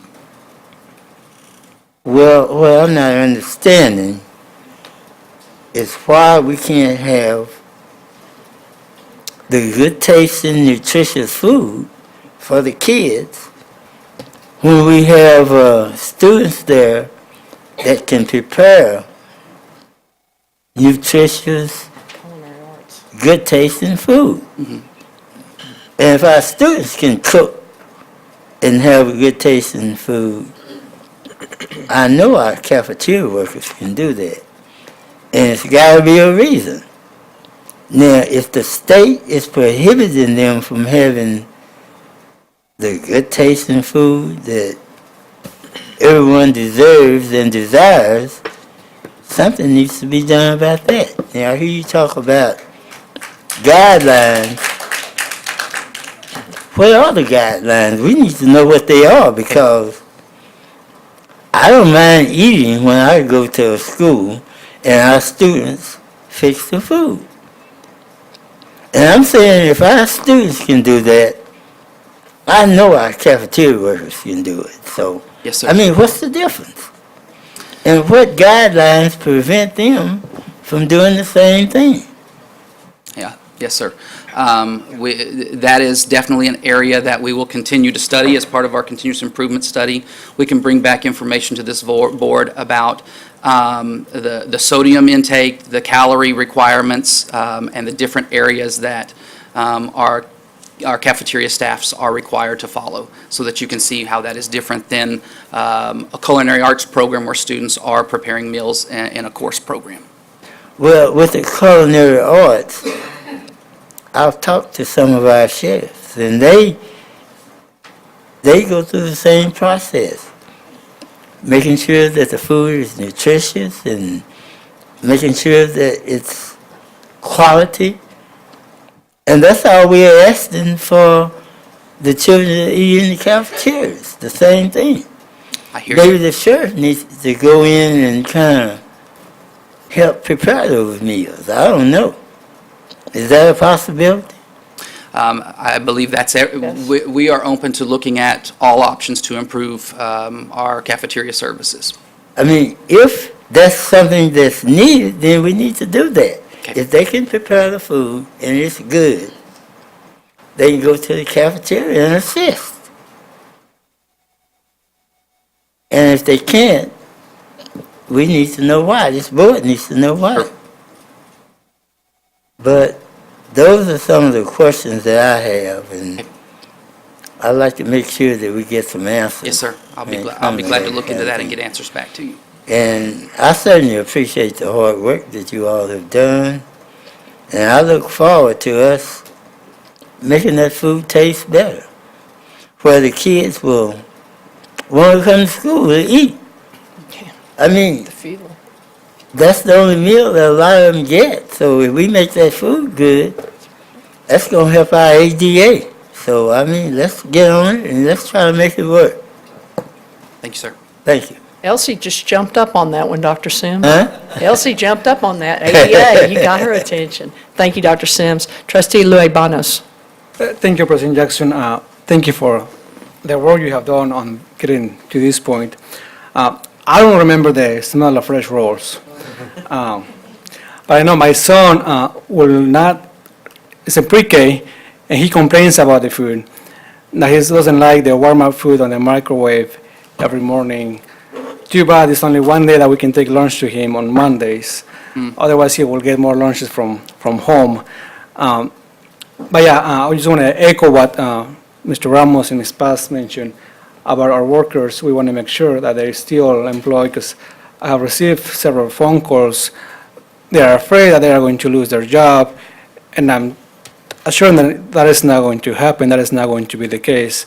If we, whatever road we go, I want to echo that our cafeteria workers will be employed. Nobody's losing their job. Yes, sir. Yes, sir. Thank you. Thank you. Trustee Sutherland? I'm ready to go along with this, Trustee Ramos, but I have one question first. Just so we're not doing any slippery slope stuff. So we have an established cadre of workers. So let's say one retires. Let's say we outsource this program and we hold I want this to be brief. We outsource the program with the proviso that the employees keep their job. We heard this last fall, but it was like, it only keeps the job, the current employees. So I would have to be assured that not only the current employees, but any future hires would also have this. And then, as long as we agree to review it, or you agree to review it, I won't be around, in another 3 or 4 years, we, contract with a review at the end of 4 years or something, I'm fine with it. Thank you. Thank you, Dr. Sutherland. Trustee Needham? Thank you. Jerry, it's an excellent report. I'm excited about the future and what we can provide for the kids by choosing from your options and moving forward as fast as possible. I would bet that if we took up raise hands here tonight, that every single person would want to make sure, if we outsourced it, that our current employees are kept and are assured of their job. What do we have to do to get this going? I'm sitting here mulling over the fastest way and short of another meeting, but could you bring us or send us some options that we could check, and then maybe we can have a discussion? But I think all of us want the current employees, and we want this and that, and lines have to move faster, and X amount of people in charge. Who was it said a while ago? I remember a high school that was going to have one of the bond things, and the new cafeteria was designed for one line. And the principal tried to talk me into 2 lines, and it was, no, this is what someone's come up with, and we've got to leave it. It's like, anyway. I think this is very important to all of us, and we've let it go way too long. And I know other schools have kiosks in the cafeteria, and they have them around the school, and Yes, ma'am. so thank you again, and I'm on board. Thank you. Thank you, Trustee Needham. I think the board's been very clear tonight, and I was going to ask Dr. Scribner if he had any comments. Sure. Just that we'll move forward, as we stated on the timeline slide, to consider the board's feedback, which we are already doing, and we'll debrief tomorrow and in the near future.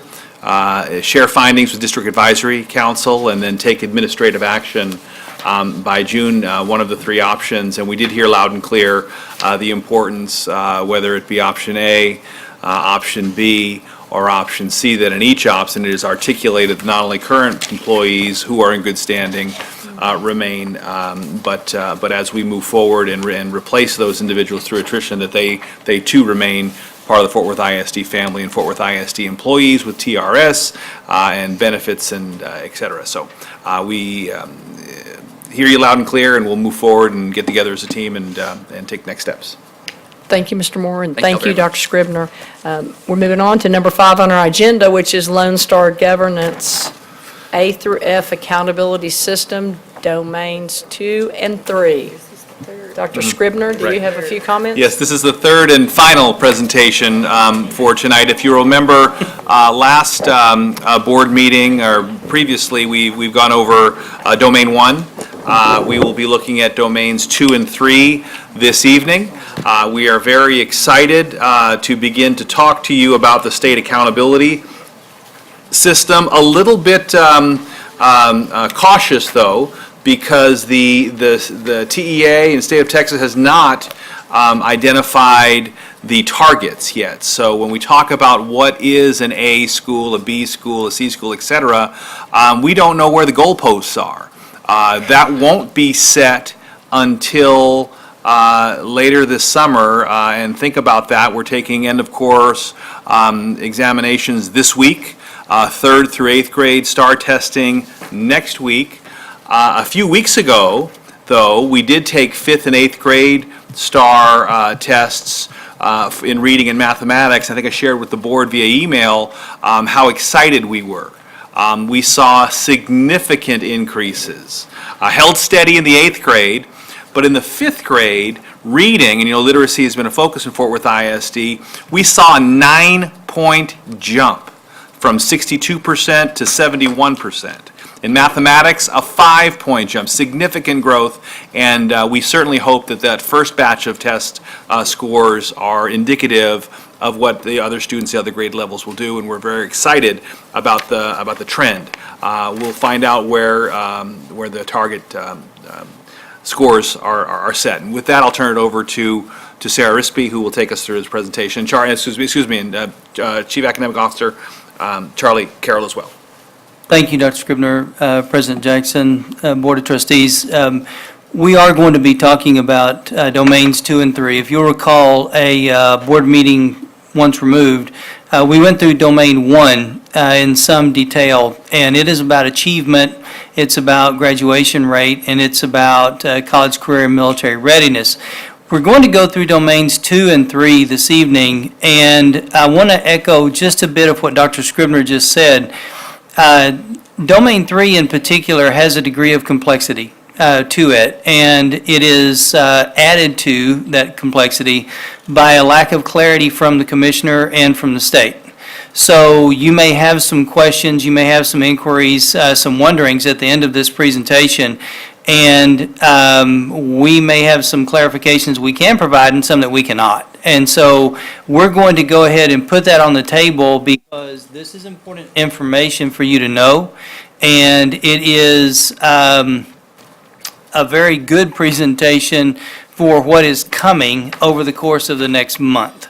So without any further delay, I'll go ahead and have Sarah Rispey go through the presentation, and then we'll answer any questions that you have. Thank you very much.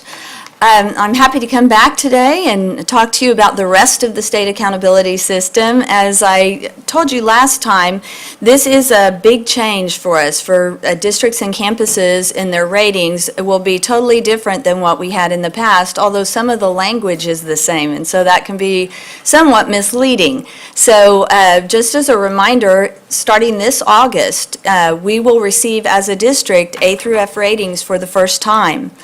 And our campuses will receive the MET standard and improvement required rating label, but it will be on that new system. So we're really starting from a new baseline. Even though the label is the same, it will not mean the same thing. The district will receive 4 ratings, 1 on each of the 3 domains, and an overall rating of A through F. Each campus will receive 4 ratings as well. 1 on each of the domains, MET standard or improvement required, and then an overall rating of MET standard or improvement required. But it won't be comparable to our old MET standard or improvement required ratings because the system beneath that rating label has changed. So for the A through F system, we will have a rating in each domain, and to bring those together to the overall rating, we'll take the best of student achievement or school progress, and then include closing the gaps, Domain 3, which will count for 30% of the overall rating. We looked at Domain 1 last time, as Mr. Carroll indicated, and we know then that in student achievement for elementary and middle school, we're going to be looking at STAR results. Their rating in Domain 1 is fully on STAR results, and it's at the 3 performance levels. So this is one of the big changes in this new system. The board will remember we talked about students can pass at 3 different levels, at the approaches level, the meets grade levels, or the master's level. In high school, we will also include the STAR ratings, but those will be combined with a rating for college, career, and military readiness and graduation rate. So now let's move on to new learning about school progress in Domain 2. Domain 2 will have student growth as Part A, and then it will have a Part B that's called relative performance, and we've never seen a Part B like this before in our system, so this will be very new to us. Part A will be similar to what we had before, but there are changes. Student growth, we will look at reading and mathematics because those are tested every year, so we can measure progress from one year to the next. For example, at each of the passing levels. So we want to look at the progress from approaches to meets to masters and moving every student up no matter where they started. So we'll have an example of a student that's in 3rd grade and they take the mathematics test last year. And that student passes their math test at the approaches grade level. And the student tests again in 4th grade and takes the math test, and this time they pass at the meets grade level, so they go up a performance category. That student obviously showed growth. They made progress from one year to the next, and so the school would get 1 point for that student in mathematics that they made growth. Let's look at another example. Students can demonstrate growth even if they don't go up a level. So the student again scores at the approaches level in 3rd grade, and then when they take the test in 4th grade, they score at the approaches level again. So the student didn't go up a performance category, but they may have grown a lot within the approaches range, depending on their score. And so the school would have to see how much they increased in that, and they might contribute a full point if they met the growth range measure. It might be just half a point. So the state has provided a table that shows the differences, whether you get the automatic point or you have to look at a growth measure to see if you get a full point or not.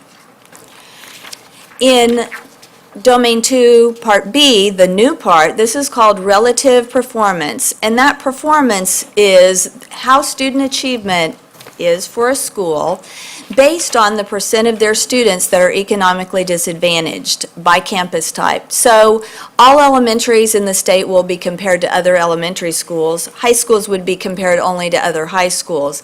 And then they would look at their student achievement as compared to their percentage of kids who were economic disadvantaged. So on this graphic, we see there's a green dot close to the y-axis, the up and down axis, which is about student achievement. And so for this campus, they have fairly high student achievement, but they don't have a very high percentage of students that are economically disadvantaged. We also have the red dot, which this campus has lower student achievement, but more economically disadvantaged students. And so the state will take all the scores for all elementary schools and create this distribution and look at a line for what is average. And average performance would be awarded a C. It would be average. For those schools just above the red dot who have about the same percentage of economically disadvantaged students but did better than average, they might get a B, or if it's much better, an A. Those that are below average would get a D or an F. And so the next graphic gives you a visual of that. How they compare to average really will be how they get their grade. But as Dr. Scribner and Mr. Carroll both indicated, we don't know what those cuts are yet. So we wouldn't know based on the performance and the number ED what they would score. When we finish looking at achievement and progress, then the state will give us credit for 70% of the overall rating for the best of those two. Some schools do better in performance. Other schools may start behind, but they're making great progress, and so they want to reward that. Finally, we look at Domain 3, which is called Closing the Gaps, and this looks at students in each of their individual groups. There are 14 student groups, all students, then the 7 race ethnicity groups. In the new system, there are 2 special ed groups. One is the current special ed students, the other is special ed students who have just been exited from services.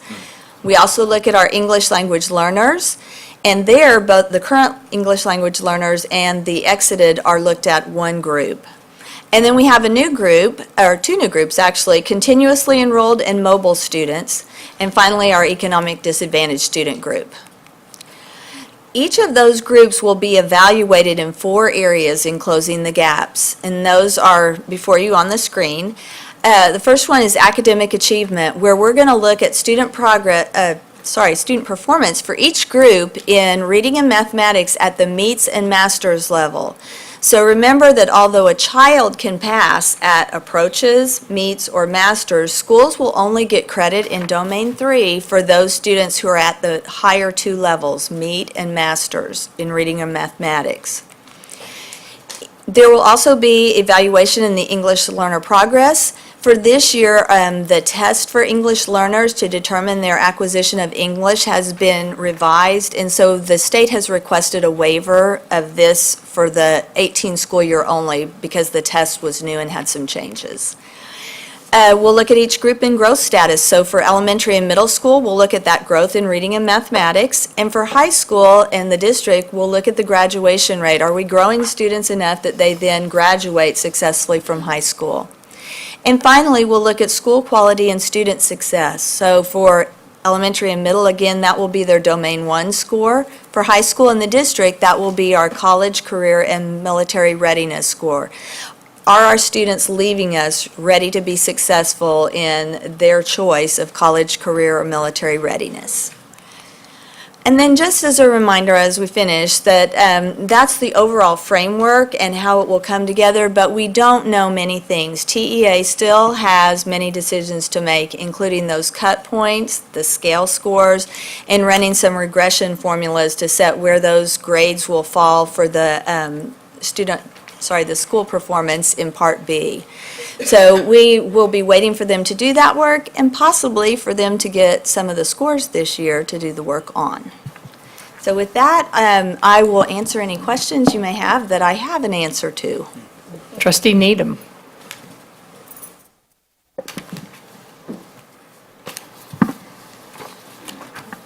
Christine, is there some, there it came on.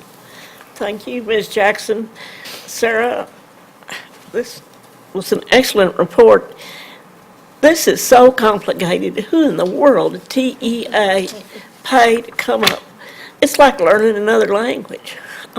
I'm glad that you picked up on the many differences, Ms. Needham. I feel successful. I looked over the first time and just glazed over. Who in the world on the outside of your building is going to understand? We have a lot of work to do in communicating the changes to our stakeholders. This is your deal too. I'm sorry, you and your staff. And they haven't even got the parameters or the cut points, as Charlie said, the goalposts. That's right, and we will, as soon as we get those, we'll start letting the board know, but we don't have a date. Y'all are something to try to cut through all this. And they've carried it a little too far. Would you agree? It is very complex, I would agree. Okay, thank you. Thank you, Ms. Needham. Trustee Moss. Thank you, President Jackson. Thank you for the report. We have been, I guess, looking at this for several months now, but I know it must be very frustrating. You know, we're taking the star, we have the results, but we cannot determine the actual rating, you know, how we're doing, or you don't know, you're just taking tests and working toward the goal, which you don't know the results of the goal. But didn't they say it was going to be the middle of May, or is it later that we will have some information about how to grade the system? Or The most recent information I have seen is that the commissioner hopes to release some what he proposes and take feedback on that as far as the cut points and what would be an A, a B, or a C in May or June. And then after a certain period of time, I think it's in statute how long he has to take feedback, then he would review that feedback and make some final decisions. So that could be the end of June or July. Well, do you think he might look at our results and maybe give us a break? I think that'll remain to be seen, Ms. Moss. Thank you. Trustee Luebanos. Thank you for the report. Can you translate this to English? Or Spanish. Where everybody can understand the language from TEA, because it's quite not easy to comprehend, or maybe we can make more time to go in more details about the different language. I would certainly be happy to do that. To the extent that you want to know more, I'm happy to have that conversation, so just let us know what you would like more information on. Thank you. I have one quick question on page 9, domain 3, closing the gaps. Blue box, English learner progress, waiver requested for 2018. Yes. Will your baseline then be 2019-20, or will it be 2018-19, or we don't know because we live in TEA's land of ambiguity? We probably don't know fully that answer, but what I can tell you is that they don't want to use this year's results and rate schools based on a test that has just had some major changes. So that is trying to say we need to see how that test is functioning. The big change this year for the English language learner test is that students took a listening and speaking portion online for the very first time. And so they have not had time to study those results and say where we should set our targets on those. They don't even have any last year's data to look at that came from the same source. Is there anything our district can do to make sure our kids stay net neutral or grow? I mean, is it going to impact them in any way, or am I just worrying? I think that you hit on the thing that we have been, as we talk with campuses and campus leaders and teachers, is that the main goal of the system is to have every child grow, whether that child is starting from behind, whether they come in on grade level, or they're a high-performing student. We need every student to make progress and grow. Okay, great. Thank you so much. It's a great report. You guys have really done a great job on reports tonight. Thank you. Thank you. I can't believe it's already 7:35. Ms. Needham. And I was ready to go eat dinner, and then we get this. It's not fair to Sarah, Charlie. And we I'm sorry I had no food. Those rolls,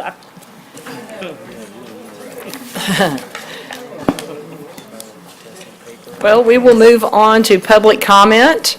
Let me remind you that because of restrictions of the Texas Open Meetings Act, board members may not engage in a verbal exchange about a subject that has not been posted. We will listen and take notes, but the board is prohibited from responding to any inquiries made during a board meeting on any topic not posted on this agenda. However, this board may reply with 1, a statement of specific factual information given in response to the inquiry, 2, recitation of existing policy in response to the inquiry, or 3, direct the person to visit with staff about the issue. While the board listens to concerns of a general nature and issues of common and individual concern, the board will not hear complaints about specific individual employees or public officers during the public comment session. Speakers shall refrain from mentioning names of individual employees or public officers during their comments. Any employee, parent, or other member of the public is asked to comply with the appropriate grievance policy to have a complaint heard pursuant to the applicable board policy. In accordance with board policy BED local, speakers shall have a 3-minute time limit, and we ask that you please observe this rule. Furthermore, a speaker may not relinquish his or her time to another speaker. Delegations of 5 or more persons shall appoint one person to present their views before the board with a time not to exceed 5 minutes. At this time, I'd like to call forward Mr. Stephen Poole and Mr. Malik Austin. Thank you both for being here tonight. Good evening, members of the board. Ms. Needham, the same person that designed that accountability system, also scheduled STAR tests this week. And you know what this week is? Teacher Appreciation Week. That shows you how much those folks down in Austin appreciate our teachers.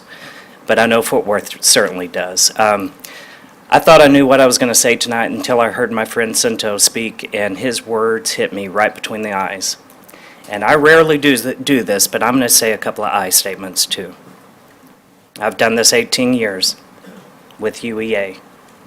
And I want to add my voice to the community that our cafeteria service employees are bright spots. They do the Lord's work. And I know when they talk about the fear of losing their job, it's a real fear, because they are parts of our community. So it's good to hear your affirmations tonight that you want to keep them as Fort Worth ISD employees. And as they retire in dignity, or resign in dignity, that you're going to replace them with the next cadre of Fort Worth ISD employees. So that fear is real, and I think that fear has been put to rest. But that also means they were fearful that they wouldn't be part of the solution. They've been begging to be part of the solution because they know it can be better for the students. So it's not an I versus them. It's not a cafeteria service versus students. I remember that one cafeteria manager who talked about the dad who could not afford to put money in for ice cream. And the next day, that little girl came and said, "Oh, my dad was able to find the money." And the cafeteria manager said, "Yes, yes, ma'am, he did." Those cafeteria services are family, and they treat those kids as if they're their own.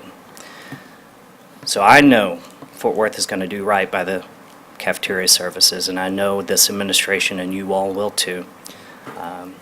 I remember those rolls, yeast rolls, and I can tell you I ate a lot of them. That's important. That's important to our community, our schools, our teachers, and most importantly to our students. So I stand with our teachers, I stand with our cafeteria services, and I also stand with our students. They deserve much better than what the state or the system allows us to do right now. So thank you very much. I certainly do appreciate you. I'm sorry, what's that? Oh, and the staffing too. I stand with the teachers in that. Dr. Sutherland, you're exactly right. Thank you for calling me out on that. A lot of time misinformation spreads. So the words tonight were very important, and teachers need to hear that very clearly, because they heard 175 teaching positions being eliminated while the 8-period schedule is being implemented, and a lot of people try to tie the two together. They hear their colleagues in Dallas and Houston.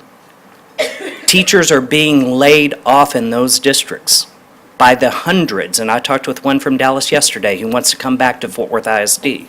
Time, please. Our teachers are not losing any jobs, even if positions are being cut. So Thank you, Mr. Poole. Mr. Austin. Good evening to Mr. Superintendent, Mr. President, and the rest of the board members. I'm going to be real quick. What we are lacking in subchapter 26 is the major component is the parents. Have I reiterated this all the time? The state is a penny in the game. State write guidelines. Y'all control everything else, because 85% of the tax dollars are generated through the homeowners and local businesses. The parents is the #1 vanguard. That means we control the campus plan, nutrition, et cetera, et cetera. To my board members, to enlighten you on the information, you want to know how this A through F system works, go to the TA website and go to accountability and pull it up. It has a clear YouTube illustration on how this A through F system works. Okay, the campuses that have been on IR need improvement. If you got a D or F, they're going to shut you down, or you got to buy that time back. When it comes to nutrition, I'll be real quick.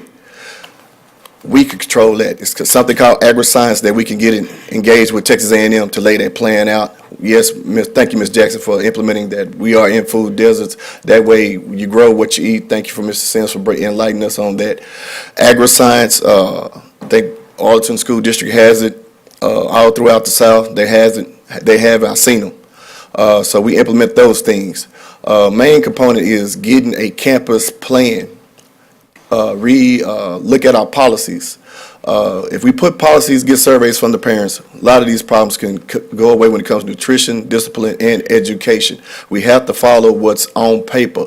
If we look at things as such as House Bill 743, subchapter 39023, along with chapter 26, we can resolve some of these problems if we look what's on paper and have stern conversations from the parents. Get the parents' input Have a survey when it comes to nutrition. Have a survey when it comes to budgeting. Reason that we have a shortfall and my taxes have increased on my house because the state has sitting on a house, educational house bill, Mr. Superintendent.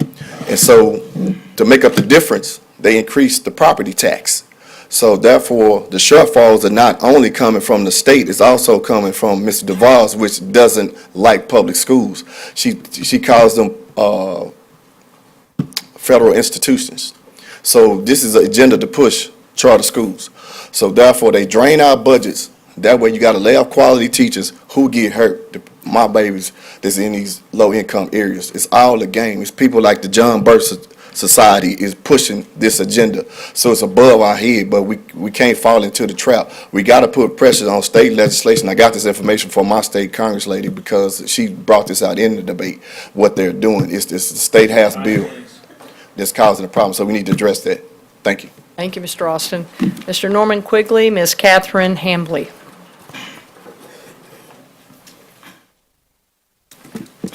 Good afternoon, members of the board. Certainly want to give out a special thanks to Dr. Scribner for always being there to give me a listening, lend me a listening ear. Certainly time has been well spent, and I'm hungry as well, and unfortunately I'm not going to get to eat with you guys, but that's okay. I have a proposal this evening that I'd like to bring to you, and the proposal is about allowing the students, the high school students, to keep the laptops over the summer. What this will do, this will increase our turnaround rate. Right now, we're purchasing laptops from Dell. Dell, as we have damaged laptops and warranty laptops, the turnaround for the laptops are not coming back as fast as we can send it to them. Right now, Dell has approximately 1,200 laptops that's in repair. They're sending them back to us 1 and 2 at a time. Okay, we have another 1,500 laptops housed at the warehouse right now, waiting to go to Dell, but they can't receive them until they send us back our 1,200. What that's going to do is delay the beginning of school. Again, we have students in school who has paid for laptops and still don't have laptops. Okay, we've been doing this for the last 3 years. Okay, so I'm not sure what the process or what the procedure is, but if we can, I think if the board can approve or however it works, that the kids take the laptops home over the summer. That way they'll be responsible. Now, this is only 9th grade, 10th grade, and 11th grade. Seniors turn theirs in because they'll be out. Laptops stay with the kid. They already have a laptop, and we issue laptops to our freshmen. Now, because last year we ran into this shortage, we ended up purchasing in November, I believe it was November, we ended up purchasing brand new laptops because Dell was not returning the laptops back. Dell sent us a brand new model laptops. That model went out to a campus. Other kids seen that new laptop, they start breaking the old ones. Now all of a sudden we got abundance of broke laptops, and and everybody wants the new laptop. So we're in process of recollecting and doing something different with those new laptops so they won't be out there, so Dell won't keep having us over a barrel with these laptops. But we can solve this issue as long as we approve through whoever, however. If these kids keep the laptops and take them home over the summer, first day of school, everybody got laptops, all we have to do is furnish the freshmen with laptops, and that'll create or solve the whole issue or concern. That's my proposal. Okay, thank you. Thank you. Ms. Hambley. Hello, my name is Catherine Hambley. I'm a community speech-language pathologist. I'm also part of the newly forming special education PTA for the Fort Worth ISD. And most importantly, I'm mother to my 2 wonderful boys who are enjoying a special midweek iPad break to keep them quiet. The reason I'm here tonight is actually in their minds second to cafeteria. It's recess. I don't know if you're aware, but frequently during the school year, staff at my children's schools cancel the children's recess for punitive reasons. For example, they were too noisy in the cafeteria. One of my sons has ADHD and anxiety, and he struggles to get through the rigorous demands of the academic school day. And that recess time is his one break to let his brain be free and to get ready for what will follow. And I don't know if you're aware, but the American Academy of Pediatrics in 2013 issued a statement saying, recess is a crucial and necessary component of a child's development, and as such, it should not be withheld for punitive or academic reasons. As a parent of a child with ADHD, I take this to heart, and I struggle every day to explain to him why school is not like jail, with his recess time being taken away. I would love for a free, no-cost investment to be made in our children's future for their emotional health, that the Fort Worth ISD put a policy into place and communicate to all their school staff that recess should never be denied to children. Thank you very much. Thank you. President Jackson, can I ask a question for clarification? Yes, ma'am. Did we not implement a recess policy a year ago that said that we can't do that anymore? We do have something in writing for that, so I will be happy to meet with our speaker and address it with all of our principals. Thank you. Thank you, Ms. Paz. And we will now recess and reconvene in the, oh, Dr. Sutherland, I'm sorry. Can you send us a copy of the policy, rather than just meeting with the person? We need to know what the policy is and whether it's being, okay, thanks. Great, thank you. We'll now recess and reconvene in the board conference room.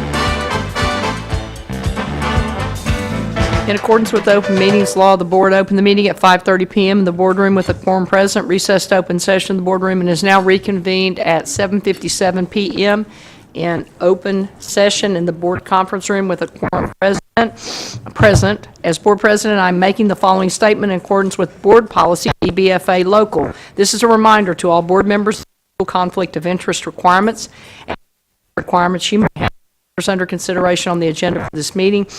If required by law, board members shall recuse themselves from all discussion and shall abstain from voting on any matter pertaining to such a disclosure. With that being said, do we have any consent agenda items that you would like to discuss? Trustee Moss and then Trustee Paz, please. I wanted to ask if we received the information on the rotation for the band uniforms, Mr. Mungie. Where? Mr. Clary, We sir. requested. Yes, Dick Clary, sir. I don't know who does it. Thank you, Trustee Moss. My name is Dick Clardy, Director of Municipal Media. Thank you for the question. We do have a rotation list. It started with the, oh, I'm sorry. I'm a band director. I feel like everybody can hear me anyway, so. Thank you for the question. We do have a rotation list that was developed at the beginning of the 2013 last bond. And it will continue. We bought uniforms last year, 2 years ago, for Diamond Hill Jarvis, Northside Wyatt. This year's rotation, you previously approved in January Pasco uniforms, and Arlington Heights and Western Hills are on the list for this year. And the list will continue. They're on a 7-year rotation. The numbers that we purchase are based on the enrollments, current enrollments, with a projection of 25 to 30% more for the students. So did you bring us a list? Yes, ma'am. I have a list here. Ms. Moss, it's in the board packet. In the packet? Yes, ma'am. It Okay. is on page 33. Thank you, I'll look at that. Great, thank you. Next year, the list includes Carter, Riverside, Dunbar, and Polytech, Mariachi. And the list goes on through 2024. Thank you, sir. Thank you. Thank you, Trustee Moss. Trustee Paz? Yes, I'd just like to pull consent agenda item 8O. No, that's not right.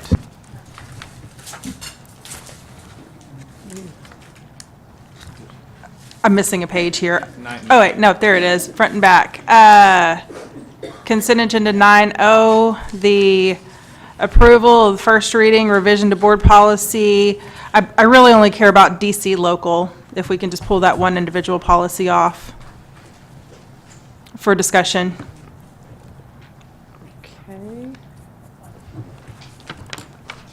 Okay, anything else? Mr. Robbins? I looked several times. I couldn't find the attendee list for the April 10th meeting, so I think that the list of those of us that were there should be included on the April 10th board meeting minutes. Under item 9B5, 9B is in Baker, 5. It didn't appear to me that all the schools are getting the phonics reading instruction, and I was trying to figure out how the schools that do are getting picked. That's correct, Mr. Robbins. What we did when we began this process, working with leadership, is determine our critically at-need campuses and start based on a needs assessment. And we did exactly the same thing with this year's cohort, is collaborate with leadership, determine where we could get the most bang for our buck with what we could go forward with NIHouse as a second cohort, believing that we can, with this cohort, hit half our schools, and as we build forward over the next couple of years, hit the rest. Okay, good. I just want to make sure all our children get phonics, good phonics instruction. As do we. Thank you. And then my only other item is, and this is the item that... Mr. Robbins, do you mind if I ask you a question on that one before you go on? Sure. Is this the one, is this the program that is integrated with dyslexia curriculum? NIHouse, yes. Okay, perfect. Thank you. And then on the item that Mrs. Paz just pulled for an action item, 9.0, the update dealing with academic achievement and class rankings, only AP World Language was included in that. And my question is, do all middle schools have that course? And are there any plans to increase the number of AP courses available at our other middle schools? Ooh, that's a good question. They all don't have that course. Let's see.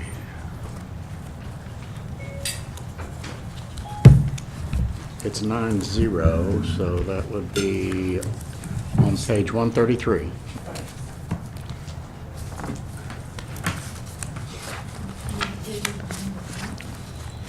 It starts on 133. The one dealing with academic achievement, let's see.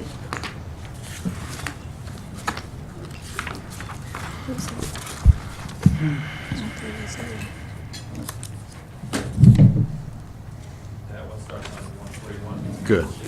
Thank you. Okay. So, Mr. Robbins, long-term answer to your question would be yes, as it becomes available, we do plan to work toward that goal. The reason that it reads as it is because what we have available is world language at our middle schools. Okay. At all middle schools? I don't, no, I don't believe so. No, sir. It's not at all. It's not at all. Middle schools, that was one of the things of a common schedule, so if we have to, we can do distance learning, or we can share a teacher from the high school, so that was the reason of the common schedule, to be able to offer it. Okay. If it's not offered there currently. It's really important that all our schools have AP courses, and as many as we could possibly handle, so that's the interest, so, thank you. You're welcome. Thank you, ma'am.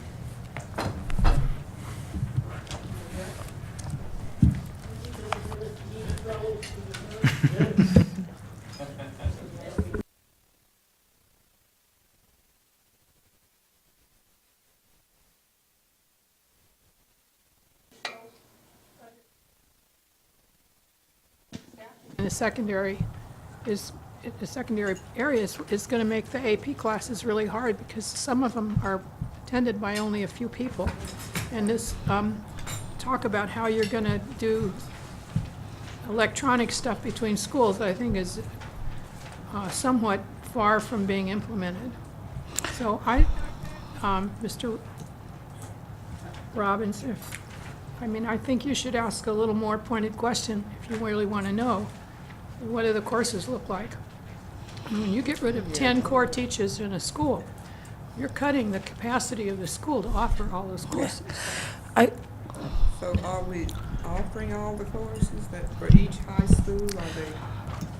Are we ensuring that especially the core courses, we're offering those at all the high schools? So all the students will have an opportunity to take those courses. Yes, ma'am. All the core courses are offered, and we do have special situations, like, for instance, the IB program at Western Hills. The numbers are smaller of students that participate. We did not cut those teachers. As a matter of fact, we add teachers to ensure that every student who submits a course request and that we can carry out their graduation plan. So no teachers, even though the numbers are small, no teachers were cut because that's a specialized program. Well, there were teachers cut at Western Hills. It was 7. I don't have the numbers in front of me. I don't want to get too into it, okay? But the idea... No, he's the one that mentioned it, okay? I'm telling you, you cut the teachers, you're not going to have the capacity to offer these courses, which have only a few students in them. And you're talking AP courses, not the regular ones. Well, we can debate this all night. I'm a big proponent of distance learning, so if we can do things with distance learning, I'm very much supportive of that. And again, I'll stick with the statement I just made, that we need to have as many AP courses as we possibly can. And if you'd like to ask additional questions in that area, please do. So,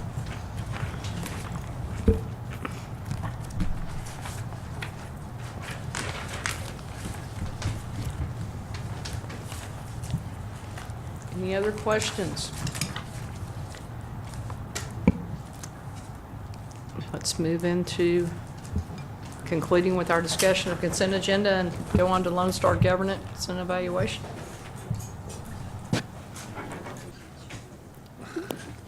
Dr. Scribner, do you want to say a few words Just, or I'd like to straight to introduce Mr. Mungie?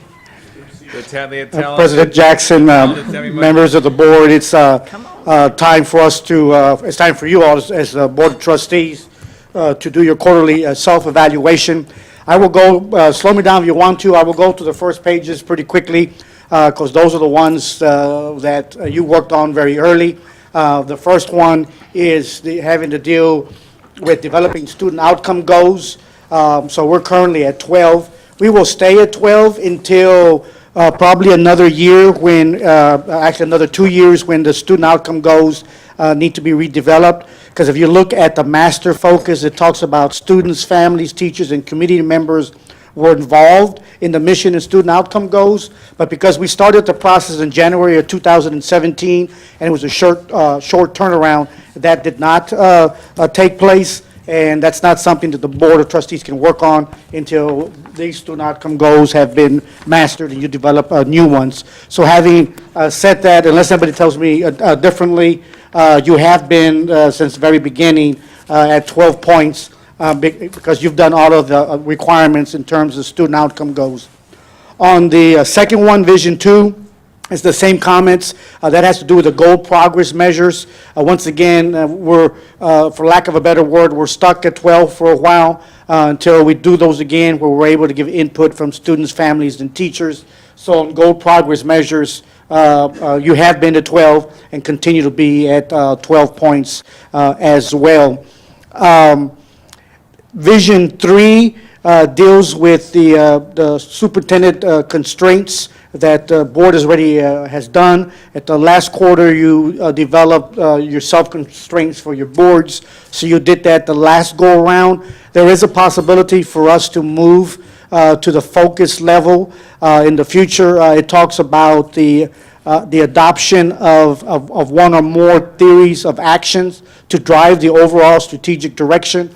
As you know, right now, we in the district are going through a strategic plan process, and I believe as we go through that strategic plan process, we should also be able to develop a theory of action to drive the overall strategic direction. But until we get to that point, the board is at 9 points with that Vision 3, but there is an opportunity through the strategic plan process in the next quarter, hopefully, to move to the 10 points at the master focus of that area. Yes. What's the timeline on the strategic plan for you guys? I believe we're looking at, Jerry, June or so, is that correct? Cool. Cool. Summer to be implemented at the beginning of next year. Okay. Cool. Right. Cool, thanks. Vision 4 deals with the constraints progress measures. Once again, the board has worked its way through meets focus. In order to master focus, that one also requires students, families, teachers, and community members to be involved in that process, and that won't be able to occur until we're through another cycle doing it again. So that puts you all at 4 for Vision 4. The next one deals with accountability. It's accountability 1. It talks about the board invests at least half of its time focusing on its vision and student outcome goals. That one's really an interesting one if you look at it, just to remind the board that even though you might be doing some things that meet focus or maybe even at the master's level, you can't get credit until all of the column is fulfilled across the board. So if you look at the approach focuses on this one here, the board has already adopted a calendar that expands no fewer than 18 months. We did a board monitoring calendar over a 2-year period. And if you even look at the meets focus, it states no more than 2 student outcome goals are monitored per month. Every student outcome goal is monitored at least 4 times per year. Every constraint is monitored at least once per year. We're doing all of that. But the reason why we can't move to meets focus is because under the approach focus, it says no fewer than 25% of a board member's time, the board meeting time, is invested either in student outcome goals or constraints. That means when we do our Lone Star reports, conversations, looking at programs, we have to be at a minimum of 25%. The last quarter, we hit 25% a couple of times, but there were a couple of board meetings where we were like 18% until we're able to structure our board meetings. So we're having more conversations around student outcome goals. It's going to be a struggle. It's going to be a struggle for us. And so that's why at this point, we are still at one. We need to continue to try to work towards spending more of our time talking about monitoring our student outcome goals. Okay? Yes.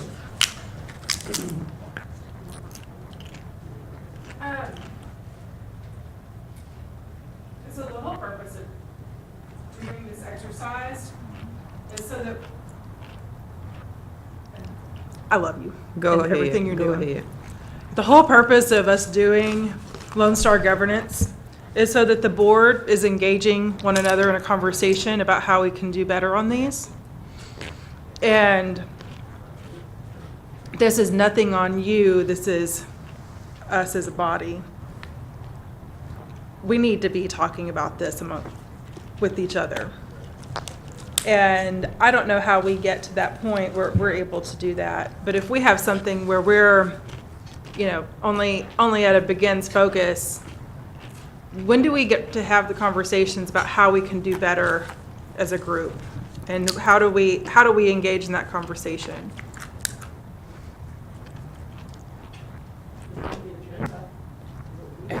Get hot points for us, maybe not in its entirety, but shouldn't we put hot points on the agenda? Would you all agree? Well, you're the one that puts it on the agenda, so. You guys asked for it to be on the agenda. Both ways, this board is a body, not my decision. Yeah, but, I mean, that's what we're doing right now.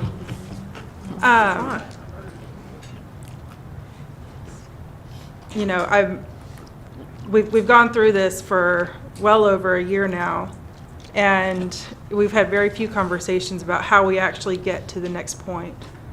And, that's not something for one person to speak up and talk about. I'd like some engagement. Yeah, for me, I think it would look in the form of a half-day retreat or whatever. The time frame I'm not too big on, just setting time to be very intentional about us working through these so that we can have not only a consensus agreement, but also just a greater understanding. And I too, I'm going to echo, I'm really appreciative, Sammy, of you walking us through this and even helping us gauge where we're at. I'm just kind of sitting here more as a participant, or not as a participant, but more as an observer. And really would welcome us setting some time aside so that we can hash this out. And by the time we come to the board meeting, we've had a good long dialogue about where we're at and where we want to be and how we're going to get to the next steps. That's my take.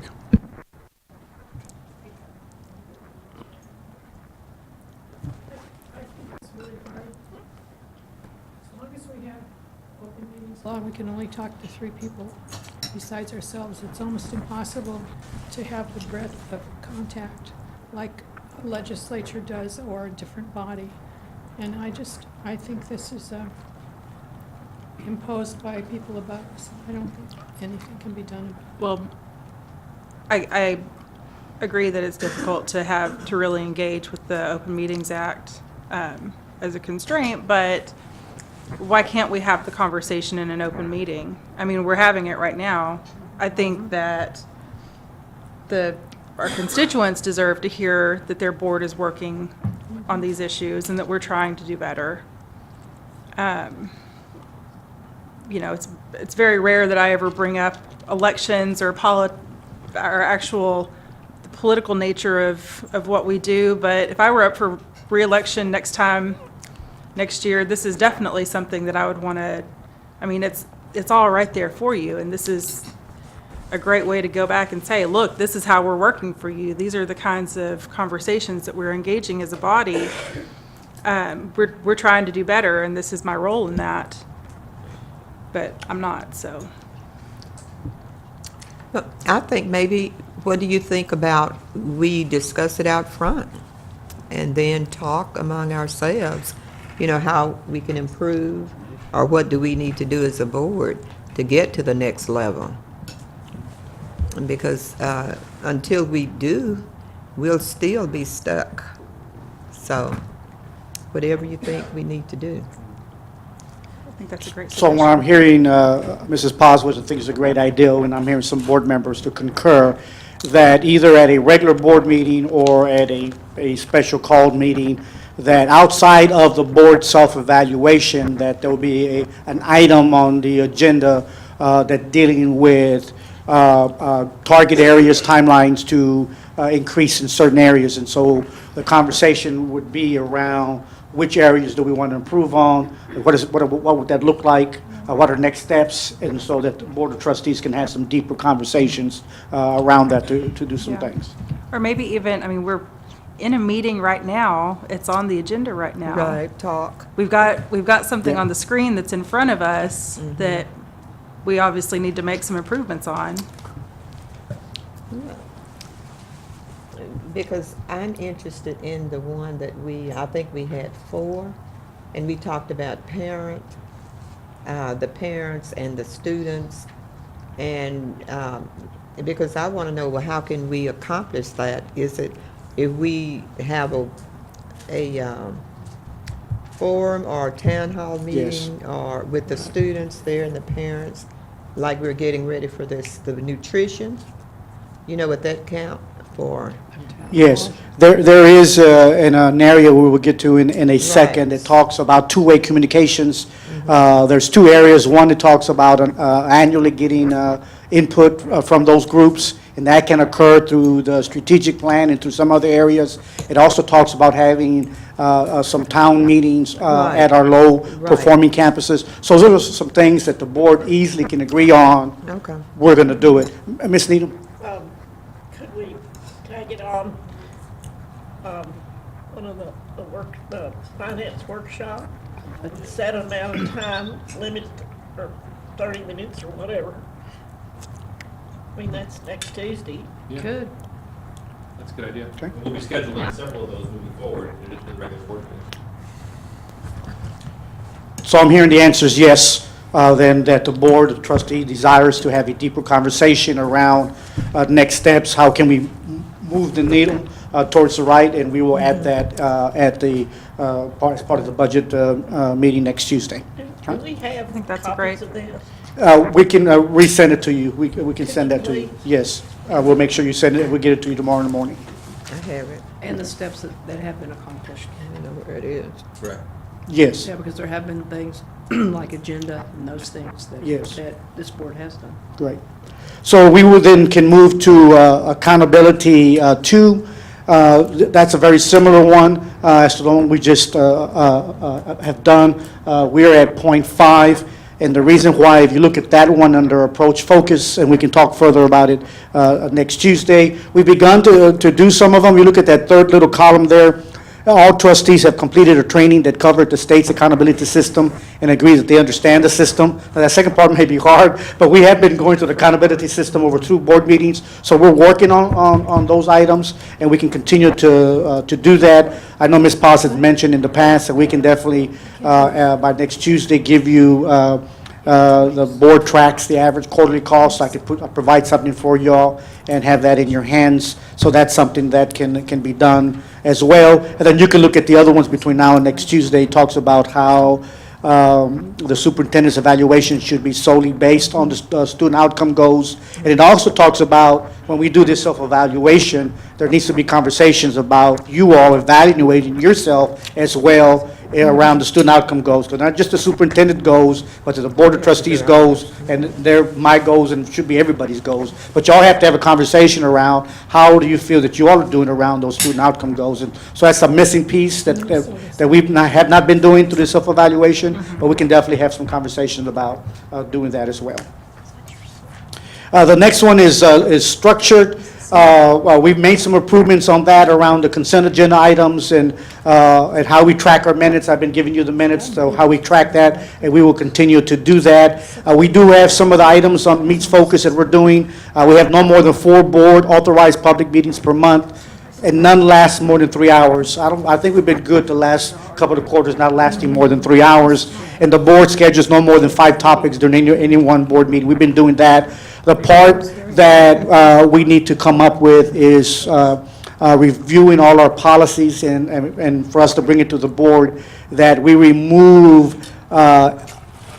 any wordings within our policies that are really administrative work, and move those to reg. I know sometimes it gives some people some heartburn when we talk about moving administrative items out of our policies into regs, but that is part of Lone Star governance, that our board policies should be about operational issues and where board specifically has control over, and whatever its administration responsibilities, that gets pulled out. And that's a big load to carry, but it is something that we are working on, and we can devise a way to run all those policies through, and yet be transparent, and the board has ample time to look at those changes. So based on that, we're really on 4 under structure.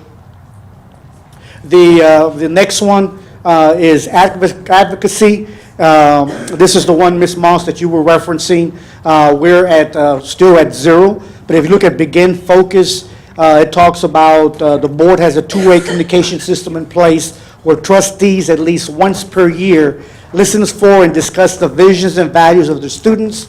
The next column talks about once a year to listen for and discuss the vision and values of the family, staff, and community members. We're working on that right now through our strategic plan process. So the next quarter, we will be able to say that we have done that. Then the following column under approach focuses, it talks about trustees have hosted community meetings to discuss progress towards student outcome goals at each feeder pattern with low-performing campuses during the previous 12 months. We can have a deeper conversation next Tuesday about maybe setting a month that we want to try to do that. Also under Meets Focus, it talks about the board has hosted and the trustees have led or co-led at least one training on Lone Star governance for its community during the previous 6 months. I truly believe you can combine both of those. We can go to a low-performing pattern to talk about student outcome goals and also do a training around Lone Star governance. So those are some items I believe that the board perhaps can talk about further Tuesday about how to do, how perhaps you best would like to do that. Okay. And then it's something scheduled for May. Dr. Washington, isn't it a town hall meeting or something scheduled with the girls for May? For May. May 17th. Yes. Suspensions. It's dealing with suspensions. But I know, I remember reading it somewhere, so it's with parents and students and all of that. And also, we have had some meetings like that. Yeah, no, I was talking thinking to the the same thing. students and parents and the teachers. I was thinking the same thing, Ms. Moss. Ms. Moss and I went to community meeting. I feel like we do a lot of this stuff individually or with staff and board member, but to pull it together as a total unit is where we'll get the credit. Right. And we did meet with some of the faith leaders in East Fort Worth and talked about doing a larger meeting in the pyramid. So that could be an opportunity later this month. Definitely. And it's the 11 schools Right. across the district. It's not just the district I serve. Right. I think it's definitely something to look into, how to build off of something that's already scheduled. I think it's a great idea. Then the last one under Unity, that's another one that we're kind of still there at the does not meet focus. The reason why we need to finish up, we went down the path and we need to finish under begins focus, talks about once annually, the board affirms that it has reviewed all policies governing board operational procedures. There are still a handful of B policies that we need to look at and determine whether there are any changes we want to make. And so until we do that, can we move forward? All those other items we pretty much we've worked on. We've been doing, the quarterly attendance by the board members at 7% or greater. We've had a quorum. There's a lot of things we've been doing, but we need to finish the reviewing of all those B policies. So what about the policy committee? They need to. Yes, yes, ma'am. We need to structure something soon, again on that, and review a few policies that are left for us to review. Okay? So if everybody agrees where I put an X, I'm going to have somebody add those up, but then you will have an action item up front to vote on where the Board of Trustees stand as of today in terms of their self-evaluation. And incorporate this process into next Tuesday's budget conversation. That's correct, yes. So, vote on a workshop. On next Tuesday, you all want the bottom five, it's 55% of this, of 9. There are 5 of them that we're low on. Do you want to start with those first? That'd be best? Yes, is that good with you guys? There's 9 total, but there are 5 that we're yellow, orange, and red on. Just for clarification, next Tuesday, we'll focus on what President Jackson is referencing. So it'll be discussion, next steps, what the Board of Trustees want to do, but there really would not be a need to vote on anything or take an action on it. It'll just be an agreement that we're going to work on these and maybe determine the 1 or 2 are going to raise their hands. I will be responsible for taking that on, and definitely I will assist as needed as well to, based on what you say. Okay? Thank you. Thank you. Thank you, Sammy. All right. You guys ready to go into executive? It's going to be a goddamn mess. Guess that's it. Okay, we are going to conclude. We'll now start governments. We're going to recess and reconvene here for executive session.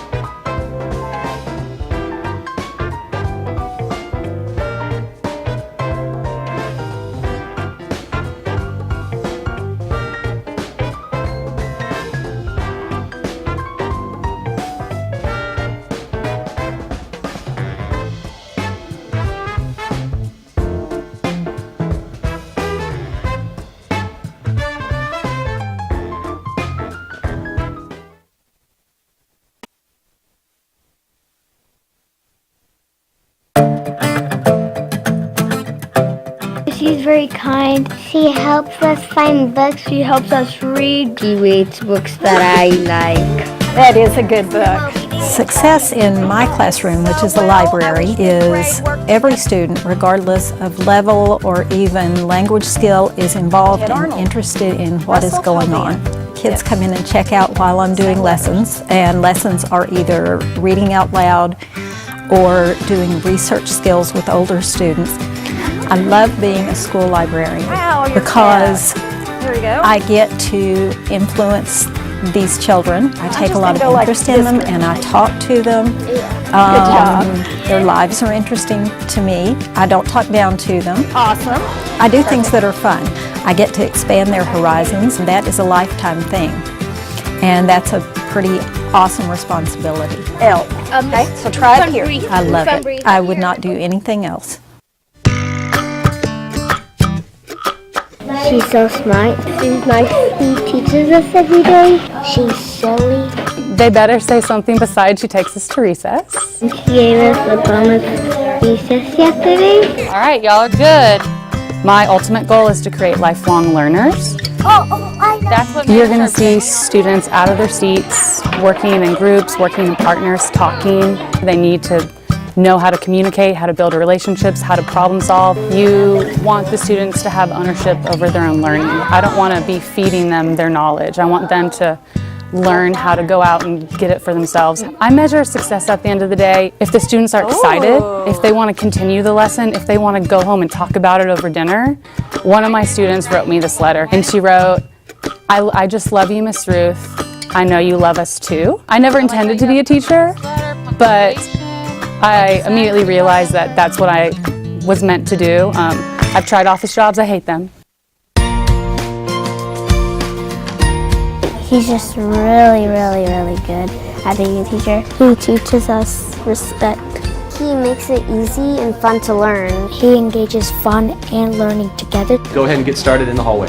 Success in my classroom is students working with purpose, enjoying what they're doing. They understand what good work looks like.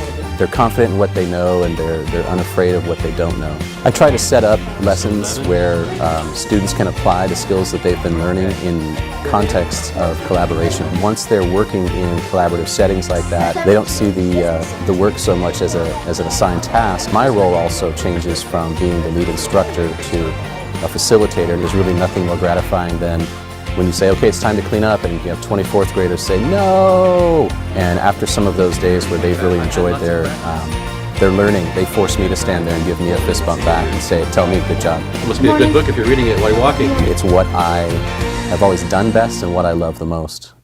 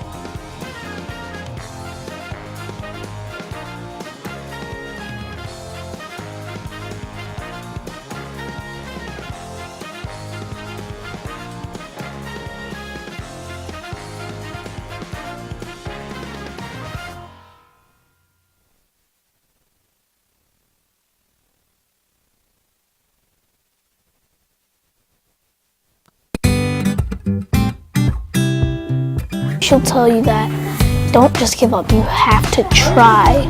She really listens to us, helps us have a good heart. She's strict, but she's fair. Give me some other words.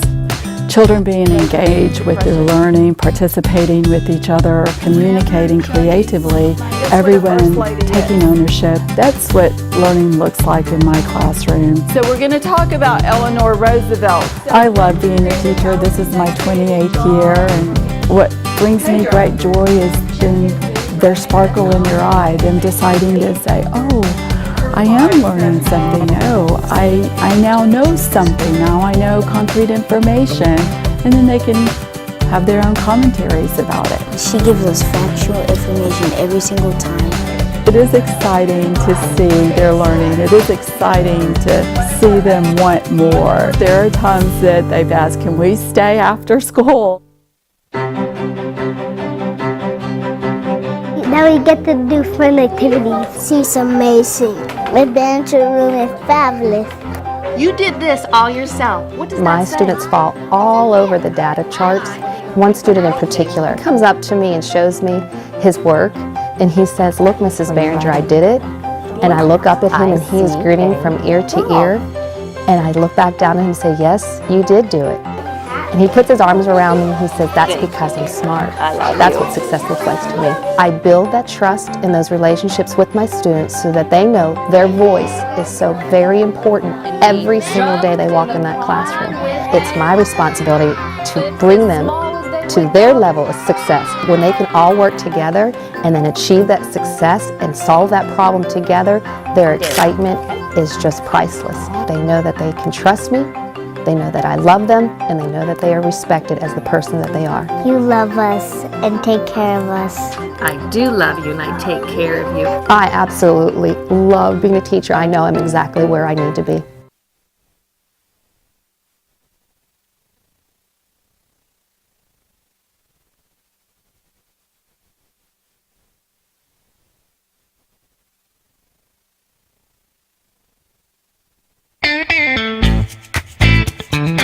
He's one of the best teachers I've ever had. I know that he's dedicated to his job. You can just see how much he loves his job. He's just a good teacher. He jazzes it up. This is the business cycle stance. Success in an ideal day for a teacher is not actually even that everything is going swimmingly. Peak, recession, trough. It's a collection of good moments. Every week in AP Government, we have a class debate. The topic itself sets out the challenge for the students. Here is a problem that we are going to think about and do research on. That's where the collaboration comes into play because they have to work as a team. There's obviously a communication element. Their peers are ultimately the ones who judge whether they've done a great job presenting one side of an issue or not. I really want them to feel like they put in the effort, and Mr. Smith does too. Their hopes and dreams to some extent become your hopes and dreams. So it took me a while to figure out that being in front of students was really important. I like the activities she does. She really gets everyone involved. She always gets us motivated. She's very funny and nice and caring. Hattie, what are proteins made out of?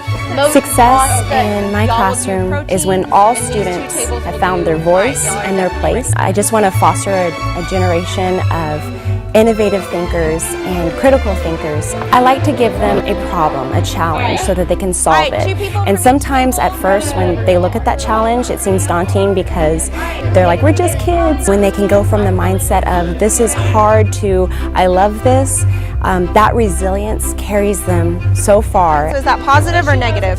I know that I've had a successful day when my students come back to me and they bring up different labs that we've done and different activities, and they tell me that they want to be a scientist. The sky is the limit for my students. To hear that they're getting into these amazing schools, I'm just in awe. I'm so proud of them. I really love teaching.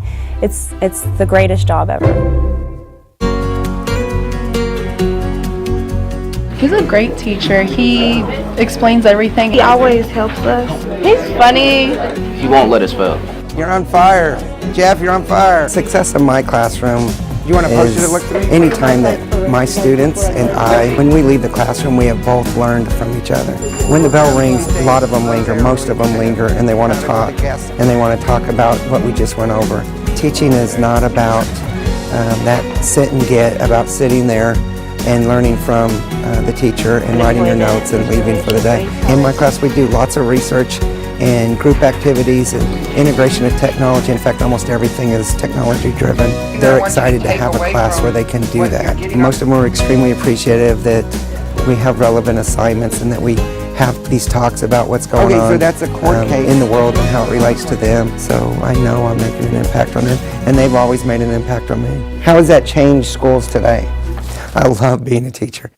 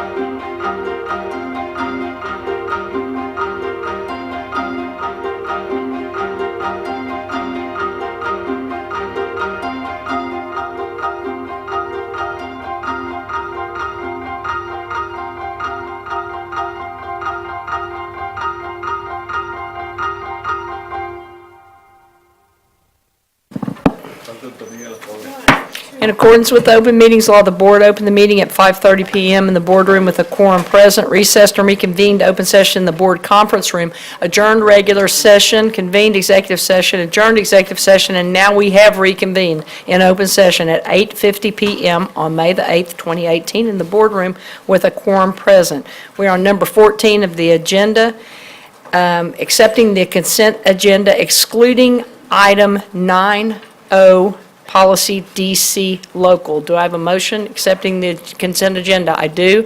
Trustee Needham moves the motion. Trustee Sims seconds. Any discussion? Hearing and seeing none, please move to voting.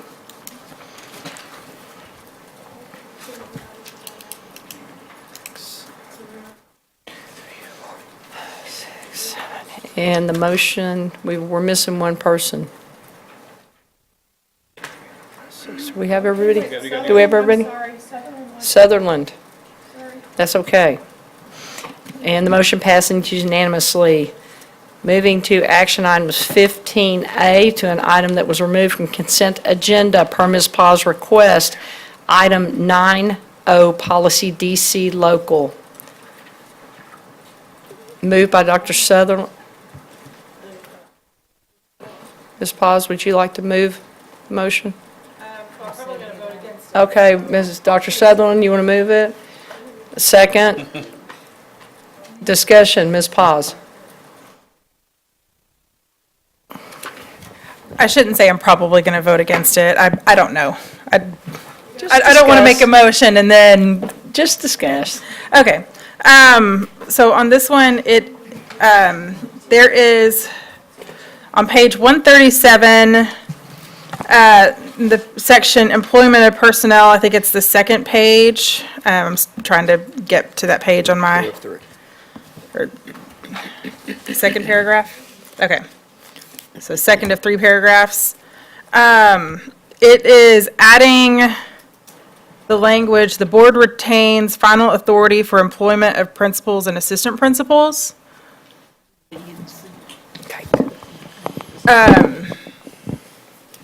I don't like that wording. I mean, it's, when we're talking about, making our policies, taking wording out of our policies that could inhibit micromanagement, adding wording that says that the board retains final authority for the employment of principals and assistant principals makes it sound like this board can come in and say, nope, sorry, Superintendent Scribner, you can't hire that principal, you need to hire this one instead. And that is, I know that we shouldn't do that, but that's, if we could do something with that wording, where did it come from? Is it? Honestly, the board has a couple of options. I'm not sure. Let me just say a couple of things, and then you can discuss as a board what you think is best.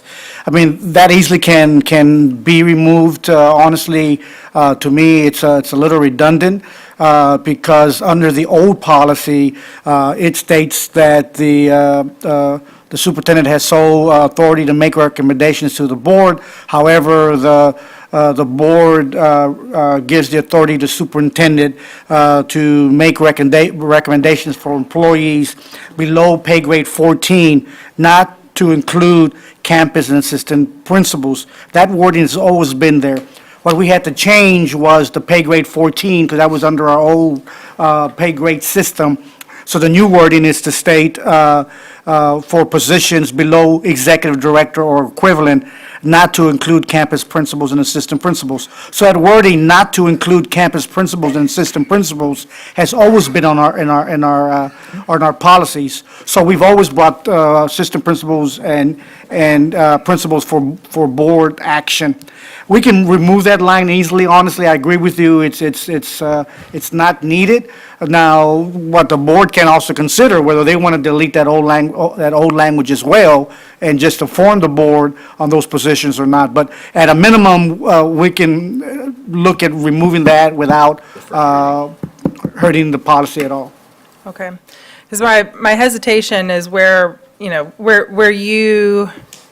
Give an inch, and I know no one on this dais would ever do this, you create the opportunity for a mile to be taken, and if,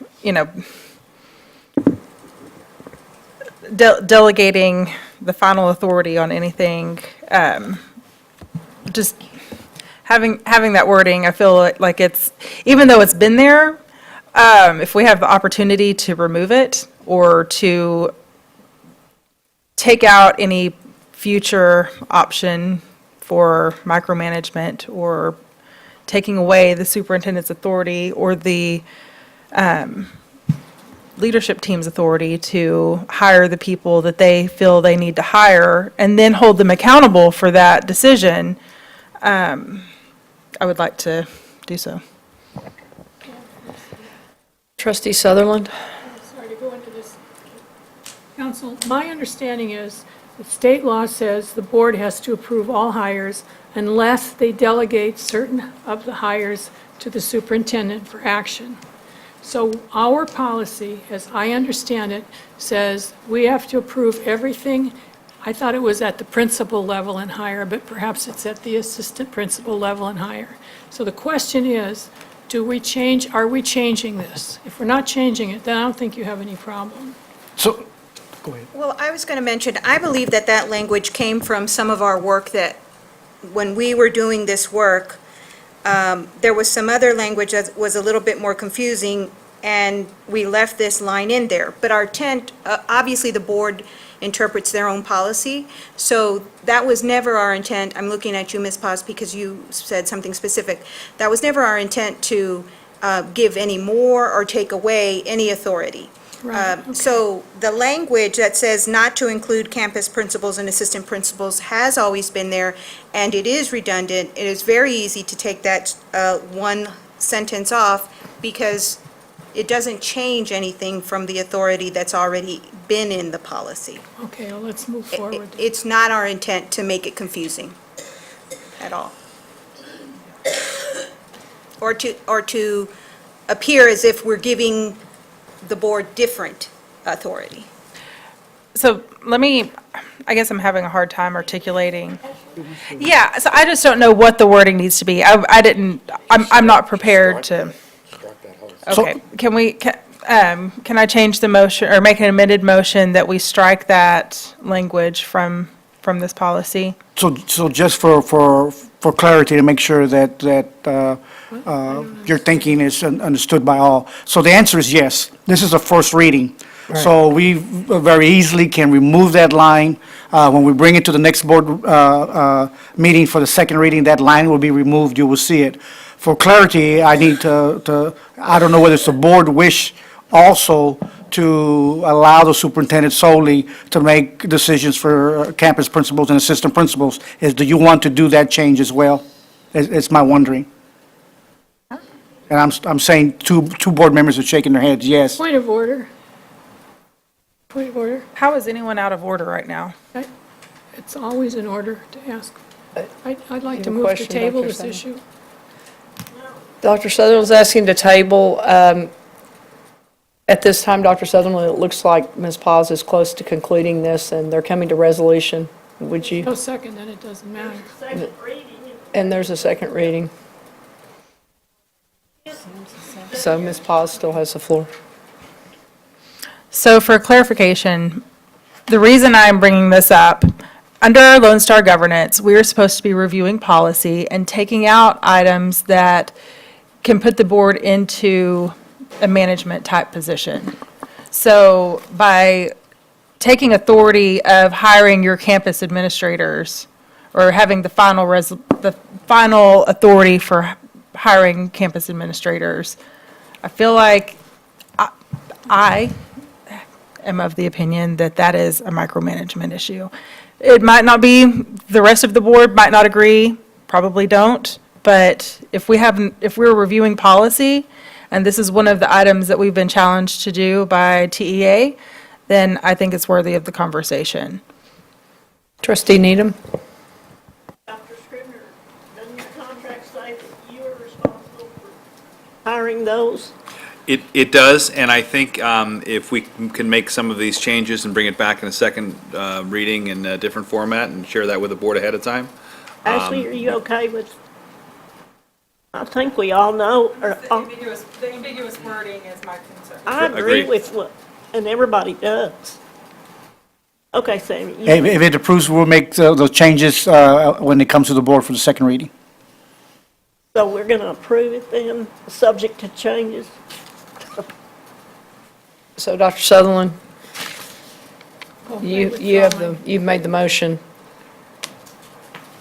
I'm going to withdraw the motion. You're going to withdraw it? Motion. Somebody else can do it. She withdrew her motion. She withdrew her motion. Would you like to make the motion? I would like to move that we approve the first reading of Board Policy DC Local with the second reading coming back with changes as discussed this evening. I second. Ms. Pause moved. Trustee Needham, a second.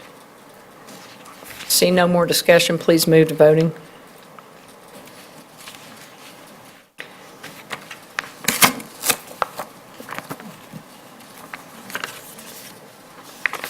And the motion passes 6 yeas, 1 abstain, Dr. Sutherland. 16A was pulled by Mr. Mungie. 16B, take action to approve the recommendation to terminate certain term contract employees for good cause pursuant to Chapter 21 of the Texas Education Code. Ms. Needham, do you have a motion for 16B? I do. I move to approve the recommendation to terminate the term contract of Maximiliano Ortega for good cause pursuant to Chapter 21 of the Texas Education Code. Moved by Trustee Needham, seconded by Trustee Lubanos. Please move to voting.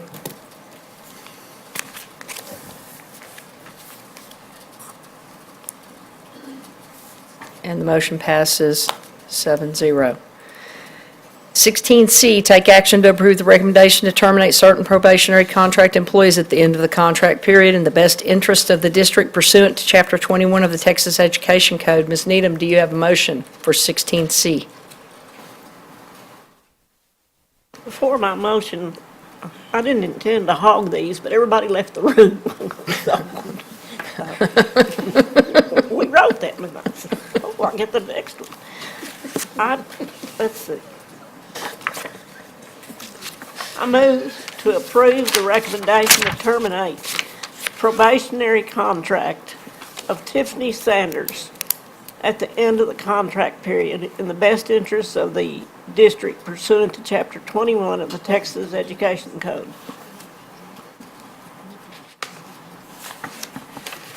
Moved by Trustee Needham, second by Trustee Robbins. Any discussion? Seeing none, please move to voting.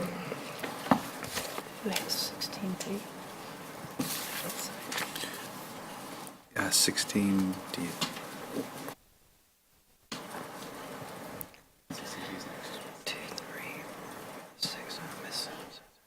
Ms. Needham. And the motion passes unanimously. 16D.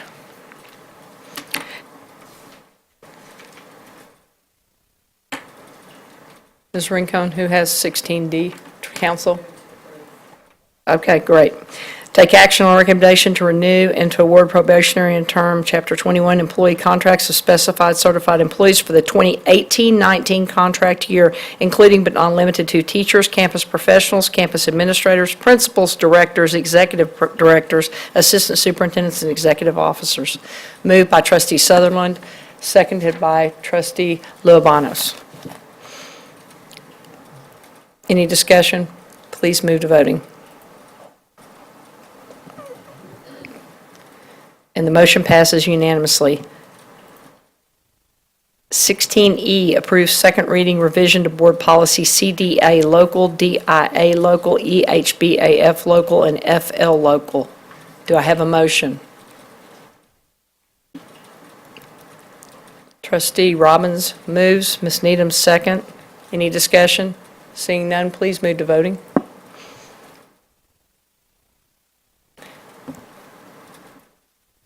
And the motion passes unanimously. 16F, approve Lone Star Governance Quarter 5 self-evaluation. Mr. Robbins, do you have a motion?